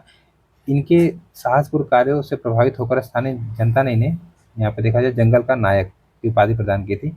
कुछ समय बाद अंग्रेजों ने इन्हें बंदी बना लिया और गोली मार दी। अब यहाँ पे बात करते हैं शैक्षिक पृष्ठभूमि से जुड़े व्यक्तित्व जो है उनके। तो चार्ल्स ग्रांट की बात करते हैं हम लोग यहाँ पे। चार्ल्स ग्रांट, ठीक है, तो चार्ल्स ग्रांट की अगर बात करें तो इसका जन्म स्कॉटलैंड में हुआ था। 1767 में सैनिक के रूप में भारत आए और शीघ्र ही ईस्ट इंडिया कंपनी के व्यापार जो बोर्ड है उसके सदस्य बन गए। दरअसल अंग्रेजी सिखाने के लिए पूरे भारत में स्कूलों का जाल बिछा दिया जाए, इन्होंने ऐसा बताया था। आधुनिक शिक्षा का जन्मदाता इन्हें माना जाता है। विलियम जोन्स की बात करें तो विलियम जोन्स की अगर मैं बात करूँ यहाँ पे थोड़ा सा, तो विलियम जोन्स का जन्म लंदन में हुआ। 1783 में बंगाल उच्च न्यायालय के न्यायाधीश के नियुक्त हुए थे। इसी वर्ष उन्हें सर की उपाधि प्रदान की गई। 1784 में कलकत्ता में शहरी सोसाइटी की स्थापना ये करते हैं। बस इतना से याद रखिएगा, ठीक है। और अगर देखा जाए यहाँ पे इस जो ये इसके साथ साथ जिसका मूल उद्देश्य क्या था, जो संस्था बनी थी, प्राचीन भारतीय साहित्य को अंग्रेजी भाषा में क्या करना, अनुवाद करना। जैसे इन्होंने भगवत गीता, अभिज्ञान शाकुंतलम तथा मनुस्मृति आदि ग्रंथों को अंग्रेजी में अनुवाद कराया था। डेविड हेयर की अगर बात करें यहाँ पे थोड़ा सा, डेविड हेयर की अगर मैं बात करूँ यहाँ पे, तो डेविड हेयर स्कॉटलैंड के निवासी थे। 1800 में भारत आए। भारतीयों की आधुनिक शिक्षा प्रदान करने हेतु 1817 में बंगाल में हेयर और राजा राम मोहन राय के सहयोग से हिंदू कॉलेज की स्थापना की गई थी। ठीक है, बस इतना से याद रखिएगा। और अगर देखा जाए इसी वर्ष कलकत्ता में उनके द्वारा एक अंग्रेजी स्कूल की स्थापना की जिसमें अन्य विषयों के साथ साथ यांत्रिकी और जो वाल्टेयर दर्शन उसकी शिक्षा दी गई थी। ठीक है, इसके बाद अगर हम लोग बात करें यहाँ पे जो अगले हैं, यहाँ पे क्या नाम है इनका, हेनरी लुई विवियन डेरोजियो, 1809 से 1831 तक। ठीक है, तो इनकी बात करिए एंग्लो इंडियन थे। इन्होंने ही यंग बंगाल आंदोलन की शुरुआत 1828 में की। ये हिंदू कॉलेज अर्थात कलकत्ता के प्राध्यापक पद पर नियुक्त हुए थे। इनके आंदोलन का उद्देश्य प्रेस स्वतंत्रता, जमींदारों के लिए किए गए जा रहे अत्याचारों से रैयत सुरक्षा, सरकारी नौकरियों में ऊंचे वेतनमान के अंतर्गत भारतीयों की नौकरी दिलवाना था। ठीक है, इस तरीके से इसके अतिरिक्त डिरोजियो ने एंग्लो इंडियन हिंदू एसोसिएशन, बंग हित सभा, डिबेटिंग क्लब का भी गठन किया। ठीक है, इस तरीके से याद रखिएगा। और इस तरीके से यहाँ पे ये द कलकत्ता लाइब्रेरी गजट तथा इंडिया गजट जैसे समाचार पत्रों का संपादन भी इन्होंने किया था। डेरोजियो को आधुनिक भारत का प्रथम राष्ट्रीय कवि माना जाता है। जोनाथन डक्कन की बात करें अगर हम लोग यहाँ पे, ठीक है, जोनाथन डक्कन की अगर बात करें यहाँ पे, तो देखिए जोनाथन डक्कन का जन्म 1756 में कहाँ पे, स्कॉटलैंड में हुआ था। 1772 में ईस्ट इंडिया कंपनी की सेवा में भारत आए। 1778 में बनारस का सुप्रिटेंडेंट बनाया गया था और साथ साथ में शिशु बलि जैसी कुप्रथा का निवारण किया गया था। डक्कन ने 1791 बनारस में ही संस्कृत कॉलेज की स्थापना की थी। ठीक है, इतना याद रखिएगा। इसी संस्कृत कॉलेज को 1958 में विश्वविद्यालय में परिवर्तित कर दिया गया, जिसका नाम बदलकर 1974 में संपूर्णानंद संस्कृत विश्वविद्यालय कर दिया गया। बम्बई के गवर्नर की हैसियत से चतुर्थ आंग्ल मैसूर युद्ध 1799 में तथा द्वितीय आंग्ल मराठा युद्ध 1803 में महत्वपूर्ण योगदान दिया था। इसकी मृत्यु मुंबई में हुई थी। ठीक, लॉर्ड थॉमस यहाँ पे बैनिंगटन मैकाले, तो अगर बात करें इनके बारे में तो मैकाले चार्टर अधिनियम 1833 के तहत 1834 में गवर्नर जनरल की कार्यकारी परिषद में चौथे सदस्य मतलब विधि सदस्य के रूप में आए थे। भारत में शिक्षा के माध्यम के चुनाव का उनका निर्णायक योगदान था। इस प्रसंग में वो निर्णय लिए कि भारत शिक्षा का माध्यम अंग्रेजी भाषा तथा साहित्य यूरोपीय रखा जाए। मैकाले को यह विश्वास था कि यूरोप एक अच्छे पुस्तकालय की एक अलमारी का एक कच्छ भारत और अरब के समस्त साहित्य से अधिक मूल्यवान था। ये इसको घमंड हो गया था, ये गलत बात बोल दिया था। ठीक है, इसने अधोमुखी निस्पंदन सिद्धांत के माध्यम से शिक्षा देने की वकालत की थी, जिसका अर्थ है कि शिक्षा केवल समाज के उच्च वर्ग को दी जाए, उनसे छन कर अन्य जन जो सामान्य लोग हैं जन समान तक पहुंचेगी। इसने दी इंडियन पीनल कोड की पांडुलिपि तैयार की तथा इसकी प्रमुख रचना हिस्ट्री ऑफ इंग्लैंड है। आप बात करते हैं यहाँ पे चार्ल्स फ्रियर एंड्रूज दीनबंधु। ठीक है, तो अगर इनकी बात करें तो यहाँ पे देखा जाए तो C.F. एंड्रूज का जन्म इंग्लैंड में हुआ। इनके पिता एजल बर्निमन कैथोलिक चर्च थे। 1904 में सेंट स्टीफन कॉलेज की शिक्षा हेतु भारत आए। इनके सामाजिक कार्यों से प्रभावित होकर सेंट स्टीफन कॉलेज के छात्रों गांधी जी ने इनको दीनबंधु गरीबों का मित्र की उपाधि विश्वविदित किया था। एंड्रूज गांधी जी के अहिंसक सत्याग्रह में भाग लेने हेतु 1913 में देखा जाए तो दक्षिण अफ्रीका गए, जहां नटाल इंडियन कांग्रेस का नामक जो संस्था स्थापित करने तथा इंडियन ओपिनियन पत्रिका प्रकाशित करने में गांधी जी को सक्रिय सहयोग प्रदान किए थे। दीनबंधु ने वैकोम सत्याग्रह, अस्मिता आंदोलन, मद्रास में श्रमिक आंदोलन तथा गोलमेज सम्मेलन में सक्रिय भूमिका का निर्वहन किया था। ठीक, इस तरीके से याद रखिएगा। अगर बात करें आप प्रवासी भारतीय मजदूर आंदोलन के नेतृत्व प्रदान करते हुए फिजी, जापान, केन्या व श्रीलंका आदि देशों में यात्रा भी की थी। 1920 में इन्होंने इंडियन ट्रेड यूनियन कांग्रेस की सदस्यता ग्रहण की और 1925 में अध्यक्षता भी की। जलियांवाला बाग हत्याकांड हेतु ब्रिटिश सरकार को दोषी ठहराया और जनरल ओ डायर के जो कृत्य थे उसको जानबूझकर कर किया गया जनक एक जघन्य हत्याकांड कहा था। ठीक है, इस तरीके से चीजें देखा जाए तो यहाँ पे देश की स्वाधीनता संग्राम के पक्ष में समय समय पर मैनचेस्टर गार्जियन, द हिंदू, ठीक है, modern review, the Natal observer तथा द टोरंटो स्टार लेख लिखते रहे। 1940 में कलकत्ता में दीनबंधु की अंतिम सांस मतलब मृत्यु हो गई। चार्ल्स वुड की बात करूँ मैं यहाँ पे थोड़ा सा चार्ल्स वुड की बात कर लेता हूँ। 1885। तो देखिए चार्ल्स वुड का जन्म यूके में हुआ था। भारत में इनको बोर्ड ऑफ कंट्रोल का प्रधान नियुक्त किया गया था। 1854 में भारतीय शिक्षा पर एक व्यापक योजना प्रस्तुत की थी, जिसे वुड स्पेस के नाम से जाना जाता है और इसे ही भारत शिक्षा का मैग्ना कार्टा कहा जाता है। विलियम विल्सन हंटर, ठीक है, इनके बारे में देखा जाए थोड़ा सा यहाँ पे, तो अगर बात करें हम लोग यहाँ पे थोड़ा सा, तो इनका जन्म ग्लासगो अर्थात स्कॉटलैंड में हुआ था। ये उच्च कोटि के शिक्षाविद, लेखक, सांख्यिकीविद थे। एक भारतीय सिविल सर्वेंट के रूप में इनकी नियुक्ति बंगाल में हुई। रिपन के कार्यकाल में एक शिक्षा आयोग का अध्यक्ष इन्हें नियुक्त किया गया, जिसके 8 सदस्य भारतीय थे, जिसे हंटर शिक्षा आयोग 1882 में कहा जाता है। इस आयोग का प्रमुख उद्देश्य 1854 के जो वुड घोषणा पत्र है उसके द्वारा क्रियान्वित किए गए प्रावधानों की समीक्षा करना। इसका क्षेत्र प्राथमिक व माध्यमिक शिक्षा तक सीमित था। ठीक है, इंडियन मुसलमान इनकी प्रसिद्ध कृति है। डॉक्टर सर्वपल्ली राधाकृष्णन जी की बात कर ले अगर हम लोग यहाँ पे थोड़ा सा, ठीक है। तो दरअसल यहाँ पे देखा जाए भारत रत्न से सम्मानित महान शिक्षाविद डॉक्टर राधाकृष्णन का जन्म चेन्नई के पास तिरुपति नामक स्थान पर हुआ था। राजनीति में आने से 40 मतलब राजनीति में आने के पूर्व 40 वर्षों तक शिक्षण कार्य के साथ साथ विभिन्न विश्वविद्यालयों में इन्होंने एक तरह से कार्य किया था। यहाँ पे अगर देखा जाए विश्वविद्यालय शिक्षा पर विचार करने हेतु 1948 में अपनी अध्यक्षता में एक आयोग का गठन किया। बाद में डॉक्टर कृष्णन ने देश के प्रथम उपराष्ट्रपति और द्वितीय राष्ट्रपति चुने गए। ठीक, इस तरीके से आता है कि 5 सितंबर को राष्ट्रीय शिक्षक दिवस के रूप में मनाया जाता है। ठीक है। सर आशुतोष मुखर्जी की बात करें तो सर आशुतोष मुखर्जी की अगर मैं बात करूँ यहाँ पे थोड़ा सा, तो आशुतोष मुखर्जी का जन्म कलकत्ता में हुआ था। भारतीय जनसंघ के संस्थापक श्यामा प्रसाद मुखर्जी के मतलब इनके पुत्र थे।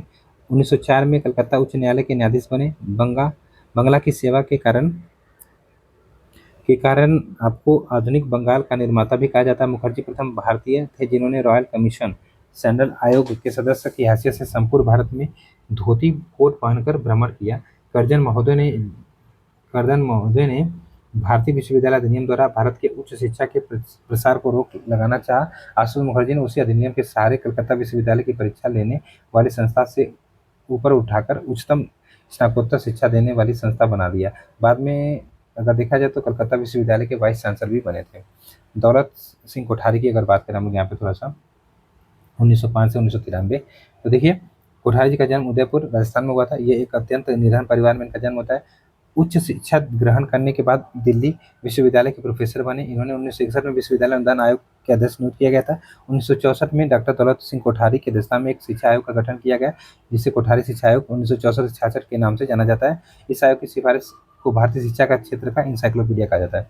अब महिला व्यक्तित्व की अगर हम लोग बात करें थोड़ा सा, यहाँ पे महिला व्यक्तित्व की हम लोग बात कर लेते हैं तो स्वदेशी महिला, ठीक है, जैसे कि आंदोलन से जुड़ी थी यहाँ पे, तो यहाँ पे स्वदेशी महिला बेगम हजरत महल जी की बात करें यहाँ पे, तो अवध के शासक वाजिद अली शाह की पत्नी एवं बिरगिज कादिर की मां बेगम हजरत महल एक वीर साहसी महिला थी। 1857 के विद्रोह में विद्रोही सैनिकों के साथ मिलकर 30 मई 1857 को अपने नाबालिग पुत्र बिरगिज कादिर को गद्दी पर बैठाकर विद्रोह का नेतृत्व किया। ठीक है। 21 मार्च 1857 को कैम्पबेल ने लखनऊ पर अधिकार कर लिया।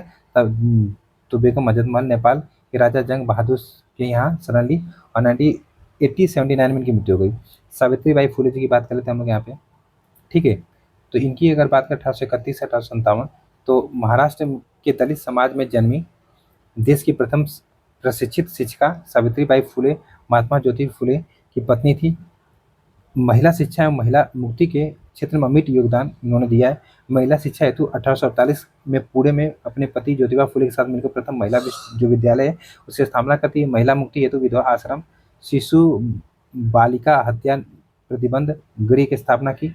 मराठी भाषा की कवित्री थी ये। उनकी प्रमुख रचनाएं काव्य फुले एवं बावन कशी सुबोध रत्नाकर है। महारानी लक्ष्मीबाई की अगर हम लोग बात करें यहाँ पे थोड़ा सा, ठीक है, तो यहाँ पे गंगाधर राव नेवालकर की पत्नी तथा झांसी की रानी लक्ष्मीबाई का जन्म वाराणसी में आपका हुआ था। ठीक है। पति की मृत्यु के पश्चात दत्तक पुत्र दामोदर राव को झांसी की गद्दी पर दिलाने के लिए महारानी जी ने स्वयं 1857 की क्रांति जो हुई थी उसमें एक तरीके से जंग लड़ा था। ठीक, यहाँ पे देखा जाए, देखिए यहाँ पे देखिए ब्रिटिश जनरल हीरो ने रानी की वीरता से अभिभूत होकर कहा था कि मेरे सामने सोई हुई यह महिला भारतीय विद्रोहियों में एक मात्र मर्द है। ठीक है। नेताजी सुभाष चंद्र बोस ने अगर देखा जाए तो भारत की एक तरह से यहाँ पे देखा जाए तो जॉन ऑफ आर्क भी कहा था ये। ठीक। रामाबाई रनाडे की बात करें अगर हम लोग थोड़ा सा यहाँ पे 1863 से 1924, ठीक, यहाँ पे देख लेते हैं इनके बारे में भी। तो रामाबाई रनाडे 19वीं सदी में महिलाओं के अधिकारों के लिए लड़ने वाली प्रथम भारतीय सामाजिक कार्यकर्ताओं में से एक थी। इनका जन्म सांगली महाराष्ट्र के चितपावन ब्राह्मण परिवार में 1863 में हुआ था। विवाह महादेव गोविंद रनाडे से हुआ था। सामाजिक असमानता के उस काल में जब महिलाओं को स्कूल जाने व शिक्षित होने का कोई अधिकार नहीं था, रमाबाई ने अपने विवाह के पश्चात पति के सहयोग और प्रोत्साहन से स्वयं को शिक्षित करने और अंग्रेजी भाषा सीखने की ठानी। रमाबाई पुणे में सेवा सदन की संस्थापक एक तरीके से देखा जाए तो अध्यक्षता भी थी। महिलाओं की सार्वजनिक स्थल पर वार्ता व भाषण हेतु प्रशिक्षित करने के लिए बम्बई में हिंदू लेडी सोशल क्लब की स्थापना इन्होंने की थी और अपने पति व अन्य सहयोगियों के साथ मिलकर 1886 में पुणे में महिलाओं का पहला उच्च विद्यालय स्थापित इन्होंने किया था।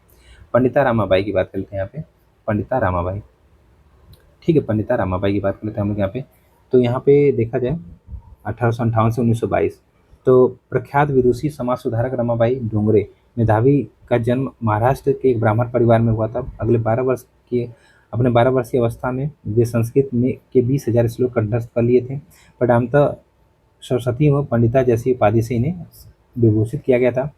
अगर देखा जाए तो अपने महिला मुक्ति हेतु पुणे में आर्य महिला समाज 1882 में स्थापना की तथा अछूतो उद्धार हेतु संघर्ष करते हुए स्वयं का विवाह विपिन बिहारी मेधावी नामक बंगाली से किया। 1889 में बम्बई में शारदा सदन, एक तरह से निराश्रित महिलाओं के लिए मुक्ति सदन और कृपा सदन नामक शैक्षणिक संस्थाओं की स्थापना की। स्त्री शिक्षा के विस्तार हेतु 1912 में गुलबर्गा में ईसाई हाई स्कूल की स्थापना की। इन कृतियों से प्रभावित होकर ब्रिटिश सरकार ने 1919 में कैसर हिंद जैसे सर्वोच्च पदक से इन्हें सम्मानित किया था। ठीक है। श्रीमती भिखाजी रुस्तम कामा 1861 से 1936। तो अगर बात करें तो भारतीय मूल की पारसी नागरिक मैडम कामा का जन्म मुंबई में हुआ था। आपको भारतीय, इनको मतलब भारतीय क्रांति की माता की उपाधि से एक तरह से विभूषित किया गया। कस्तूरबा गांधी जी की बात करें, कस्तूरबा गांधी जी की बात करें 1869 से 1944। देखिए, तो कस्तूरबा गांधी का जन्म काठियावाड़ के पोरबंदर नगर के या पोरबंदर नगर में गोकुलदास मखनजी की पुत्री के रूप में हुआ था। महात्मा गांधी की धर्मपत्नी, ये धर्मपत्नी थी। ठीक है। वैसे तो बापू के उपवास के समय सदा उनके साथ रहती थी, परंतु जब 1932 ईस्वी में हरिजनों के प्रश्न को लेकर बापू यरवदा जेल में आमरण अनशन पर बैठे थे, तो पुलिस अधिकारियों को तब तक चैन की सांस नहीं लेने दी जब तक कि साबरमती जेल से यरवदा जेल स्थानांतरित नहीं कर दी गई। श्रीमती गांधी जी ने असहयोग आंदोलन, समन्वय आंदोलन तथा भारत छोड़ो आंदोलन में सक्रिय भूमिका का निर्वहन किया। 9 अगस्त 1942 को गिरफ्तार करके पूना के आगा खां जो जेल है उसमें भेज दिया गया, जहां 1944 में इनकी मृत्यु हो गई थी। ठीक। आप बात करते हैं यहाँ पे मंतांगिनी हजारा। ठीक है, इनकी बात कर लेते हैं यहाँ पे 1870 से आपका यहाँ पे 1942। ठीक है। तो गांधी बूढ़ी की संज्ञा से प्रसिद्ध क्रांतिकारी नेता यहाँ पे देखा जाए वीरांगना मातंगिनी हजारा और सविनय अवज्ञा आंदोलन में सक्रिय भूमिका के कारण 1933 में तत्कालीन गवर्नर एंडरसन ने गिरफ्तार करके 6 माह के लिए आपका यहाँ पर देखा जाए तो मुर्शिदाबाद जेल में बंद कर दिया था। 1942 में 5,000 लोगों को एकत्र करके जब ब्रिटिश सरकार विरोधी नारे लगा रही थी, तो पुलिस की एक गोली बाएं हाथ में लगी तो झंडे को दाहिने हाथ में ले लिया। अंत में एक गोली दाहिने हाथ और माथे पर लगी, लेकिन भारतीय झंडे को नीचे नहीं गिरने दिया। इस बलिदान से मिदनापुर क्षेत्र में इतना जोश उमड़ा कि 10 दिन के अंदर जातीय सरकार स्थापना हो गई। ठीक है, जो कि किस में चली थी। सरोजिनी नायडू जी की बात करूं मैं यहाँ पे थोड़ा सा, तो भारत कोकिला, नाइटिंगेल ऑफ इंडिया की उपाधि से विभूषित सरोजिनी नायडू का जन्म हैदराबाद में आपका यहाँ पर अघोरनाथ चट्टोपाध्याय तथा वर्धा सुंदरी की पुत्री के रूप में हुआ था।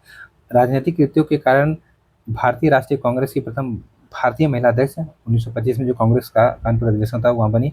उत्तर प्रदेश व देश की प्रथम महिला राज्यपाल बनने का गौरव प्राप्त हुआ। स्त्रियों के उत्थान के लिए महिला विश्वविद्यालय और अनाथ आश्रम की स्थापना की। नायडू ने 1947 ईस्वी में जो एशियन रिलेशन कॉन्फ्रेंस है ना, उसकी अध्यक्षता की। इनकी प्रमुख रचनाएं golden threshold, word of time, song of India तथा ब्रोकन विंग्स है। ठीक है। सुजीता कृपलानी जी की बात करूँ मैं यहाँ पे थोड़ा सा। ठीक। तो 1908 से 1974, तो भारत की पहली महिला मुख्यमंत्री सुचिता कृपलानी का जन्म 1908 में हरियाणा राज्य के अम्बाला शहर में आपका देखा जाए तो हुआ था। और 1936 में आचार्य जेबी कृपलानी से इनका विवाह हुआ था। सुचिता ने अरुणा असफ अली, उषा मेहता के साथ भारत छोड़ो आंदोलन में सक्रिय भूमिका निर्वहन किया था। इन्होंने कांग्रेस की महिला विभाग तथा अंडरग्राउंड जो वॉलंटियर फोर्स की स्थापना की, जिसके अंतर्गत महिलाओं को ड्रिल, लाठी चलाना, प्राथमिक चिकित्सा और आत्मरक्षा के लिए हथियार चलाने की ट्रेनिंग दी गई थी। ठीक है। नोआखली दंगों के समय गांधी के साथ थी ये। अरुणा असफ अली की अगर बात करें हम लोग यहाँ पे थोड़ा सा, अरुणा असफ अली 1909 से 1996। तो भारत छोड़ो आंदोलन के दौरान मुंबई के ग्वालियर टैंक मैदान में कांग्रेस का झंडा फहराने वाली भूमिगत नेता अरुणा गंगोली का जन्म हरियाणा के कालका नामक स्थान में ब्राह्मण परिवार में हुआ था, परंतु इन्होंने अपना विवाह दिल्ली के मुस्लिम कांग्रेसी नेता आसफ अली, ठीक है, से किया था। 1958 में दिल्ली की पहली महिला मेयर चुनी गई थी। 1964 में अंतर्राष्ट्रीय लेनिन पुरस्कार तथा 1991 में जवाहरलाल नेहरू पुरस्कार से सम्मानित किया गया। Aruna ji national federation of Indian women's तथा ऑल इंडियन वुमेन्स जो कॉन्फ्रेंस है उसकी अध्यक्षता की। All India trade union congress की अध्यक्षता भी इन्होंने की थी। प्रीतिलता वाडेकर की बात करूँ यहाँ पे थोड़ा सा, ठीक है, प्रीतिलता वाडेकर, इनकी बात कर लेते हैं हम लोग यहाँ पे थोड़ा सा। प्रीतिलता वाडेकर, ठीक, 1911 से 1932। तो इनके बारे में अगर देखा जाए यहाँ पे, तो इंडियन रिपब्लिकन आर्मी की सदस्यता तथा मास्टर द सुरेशन की शिष्या प्रीतिलता वाडेकर का जन्म बांग्लादेश के चरगांव में हुआ था। ठीक है, इनका मानना था कि सशस्त्र हथियार से ही देश की स्वतंत्रता मिल सकती है। अपने विचार को मूर्त रूप से प्रदान करने हेतु मास्टर सूर्यसेन की इंडियन रिपब्लिकन आर्मी की महिला सैनिक बन गई और जीवन के अंतिम समय तक यहाँ पे देखा जाए सशस्त्र क्रांति में सहयोग प्रदान करती रही। वीना दास की बात करें यहाँ पे थोड़ा सा, तो 1911 से 1986। इनका जन्म एक तरीके से देखा जाए तो बंगाल के कृष्णा नगर में बेनी माधव दास तथा शाला देवी की संतान के रूप में हुआ था। कलकत्ता में महिलाओं के द्वारा संचालित अर्ध क्रांतिकारी संगठन छात्री संघ की सदस्यता थी, जिसके लिए 9 वर्ष कारावास की सजा भी इन्हें दी गई थी। 6 फरवरी 1932 को कलकत्ता विश्वविद्यालय के दीक्षांत समारोह की उपाधि लेने पहुंचे बीना दास ने बंगाल के तत्कालीन गवर्नर स्टैनले जैक्सन को गोली चला दी थी, परंतु वह बच गया था। परिणामतः 10 साल का कारावास इनको हुआ था। भारत छोड़ो आंदोलन के समय 3 वर्ष के लिए नजरबंद कर दिया गया। 1946 से 51 तक बंगाल विधानसभा की सदस्यता रही। और अगर बात की गांधी जी की नोआखली यात्रा के समय लोगों ने पुनर्वास के काम में बीना ने भी बढ़ चढ़कर हिस्सा लिया था। बंगाली में आपकी मतलब इनकी 2 आत्मकथाएं, श्रृंखल श्रृंखल झंकार और प्रीतधन। ठीक, अब यहाँ पे बात करते हैं रानी गाड़ीगिल्लू की। ठीक है, इनकी बात कर लेते हैं थोड़ा सा हम लोग यहाँ पे। तो ये अगर बात करें तो यहाँ पे देखा जाए, नागालैंड की रानी व क्रांतिकारी नेत्री रानी गिलालू का जन्म मणिपुर के रंगमई में हुआ था। यहाँ पे देखा जाए तो नागा नेता जदोगनांग की शिष्या एवं उत्तराधिकारी थी ये। गांधी जी के सविनय अवज्ञा आंदोलन के दौरान न कर न देने का आंदोलन चलाया था, जिसके लिए भूमिगत होकर 40,000 नागा सशस्त्र सिपाहियों की भर्ती तथा छापा मार प्रणाली से असम राइफल्स की चौकी पर हमला कर दिया था। 1932 में गिरफ्तार करके आजीवन कारावास की सजा सुनाई गई। 1933 से लेकर 1947 तक रानी जो थी ये गुवाहाटी, शिलांग, आइजोल और तुरा जेल में कैद रही। जब 1946 में अंतरिम सरकार का गठन हुआ तब प्रधानमंत्री नेहरू के निर्देश पर रानी गिलालू को तुरा जेल से रिहा करा दिया गया। और एक तरीके से नागा यहाँ पे नेशनल जो काउंसिल है ना उसका विरोध करती थी, क्योंकि वो नागालैंड को भारत से अलग करना चाहते थे, जबकि रानी गिलालू समुदाय के लिए भारत के अंदर ही एक अलग क्षेत्र चाहती थी। नागा कबीलों की प्रतिस्पर्धा के कारण रानी ने अपने सहयोगियों के साथ 1960 में भूमिगत होना पड़ा और भारत सरकार के साथ एक समझौते के बाद 1966 में बाहर आई। रानी को पद्म भूषण, विवेकानंद सेवा सम्मान तथा बिरसा मुंडा सम्मान से सम्मानित किया गया। भारत सरकार ने इनके सम्मान में 1996 में एक स्टाम्प और 2015 में एक सिक्का जारी किया। उषा मेहता की बात करें हम लोग यहाँ पे थोड़ा सा। उषा मेहता 1920 से 2000। देखिए, भारत छोड़ो आंदोलन के दौरान 14 अगस्त 1942 को खुफिया कांग्रेस रेडियो से अपनी आवाज़ में पहला प्रसारण करने वाली उषा मेहता का जन्म सूरत में हुआ था। ठीक है, इस तरीके से यहाँ पे देखा जाए थोड़ा सा, तो स्वतंत्रता के बाद उषा जी ने गांधीवादी दर्शन के अनुरूप महिलाओं के उत्थान के लिए प्रयास किया। गांधी स्मारक निधि का इन्हें अध्यक्ष चुना गया। तदुपरांत गांधी शांति प्रतिष्ठान की सदस्यता बनी तथा भारत सरकार ने पद्म विभूषण से सम्मानित किया। ठीक, इस तरीके से आप लोग यहाँ पे याद रखिएगा। चलिए, यहाँ पे देखा जाए विदेशी महिला, तो विदेशी महिला में पहला है हेलेना वोलोंस्की, 1831 से 1891। तो थियोसॉफिकल सोसाइटी की संस्थापिका, ठीक है, वोलोंस्की। इनका जन्म देखा जाए तो यूक्रेन में हुआ था। 1879 में मुंबई में थियोसॉफिकल सोसाइटी की एक शाखा स्थापित की तथा प्रचार के लिए थियोसॉफिस्ट नामक पत्र का संपादन भी किया था। इस तरीके से याद रखिएगा। तत्पश्चात 1882 में थियोसॉफिकल सोसाइटी का अंतर्राष्ट्रीय कार्यालय अड़ियार जो चेन्नई है ना वहाँ पर स्थापित कर दिया था। इस सोसाइटी का उद्देश्य धार्मिक शिक्षा तथा महिला कल्याण था। एनी बेसेंट, तो एनी बेसेंट जी की अगर मैं बात करूँ यहाँ पे तो 1847 से 1953। एनी बेसेंट आयरन लेडी के नाम से प्रसिद्ध श्रीमती एनी बेसेंट का जन्म लंदन में हुआ था। भारत में स्वशासन के उद्देश्य 1916 में होम रूल लीग के आंदोलन चलाया। 1917 में एक तरह से भारतीय राष्ट्रीय कांग्रेस की प्रथम महिला अध्यक्ष बनी। ठीक है, और जन जागरण हेतु कॉमनवेल्थ तथा न्यू इंडिया नामक समाचार पत्रों का संपादन भी उन्होंने किया था। यहाँ पे क्या है, भगनी निवेदिता 1867 से 1911। तो अगर बात करें यहाँ पे बंगाल में स्त्री शिक्षा की प्रेरिता तथा स्वामी विवेकानंद की शिष्या निवेदिता का जन्म आयरलैंड में हुआ था। मूल नाम इनका था Margaret Elizabeth Nobel. Swami Vivekananda आह्वान पर मार्गरेट ने भारत आने का निर्णय लिया। 28 जनवरी 1898 को कलकत्ता पहुंची। भारत आने के कुछ दिनों के पश्चात 17 मार्च 1898 को मार्गरेट की मुलाकात रामकृष्ण की धर्मपत्नी और धार्मिक प्रवक्ता शारदा देवी से हुई। शारदा देवी ने उन्हें बंगाल की कुकी अर्थात छोटी लड़की कहकर बुलाया था। 25 मार्च 1898 को स्वामी विवेकानंद ने सार्वजनिक तौर पर निवेदिता नाम दिया और भारतीय मठ परंपरा को स्वीकारने वाली प्रथम पश्चिमी महिला बनी। सिस्टर निवेदिता ने मौलिक शिक्षा से वंचित जो बालिकाएं हैं उनको उनके लिए 13 नवंबर 1898 को काली पूजा के दिन कोलकाता के बाग बाजार में एक स्कूल शुभारंभ किया। स्कूल का उद्घाटन शारदा देवी से कराया गया। निवेदिता के विद्यार्थियों में विधवाएं, वयस्क महिलाएं भी शामिल थीं। अपने छात्रों को इतिहास, भूगोल, प्राकृतिक विज्ञान एवं कुछ अंग्रेजी विषयों का ज्ञान देती थी।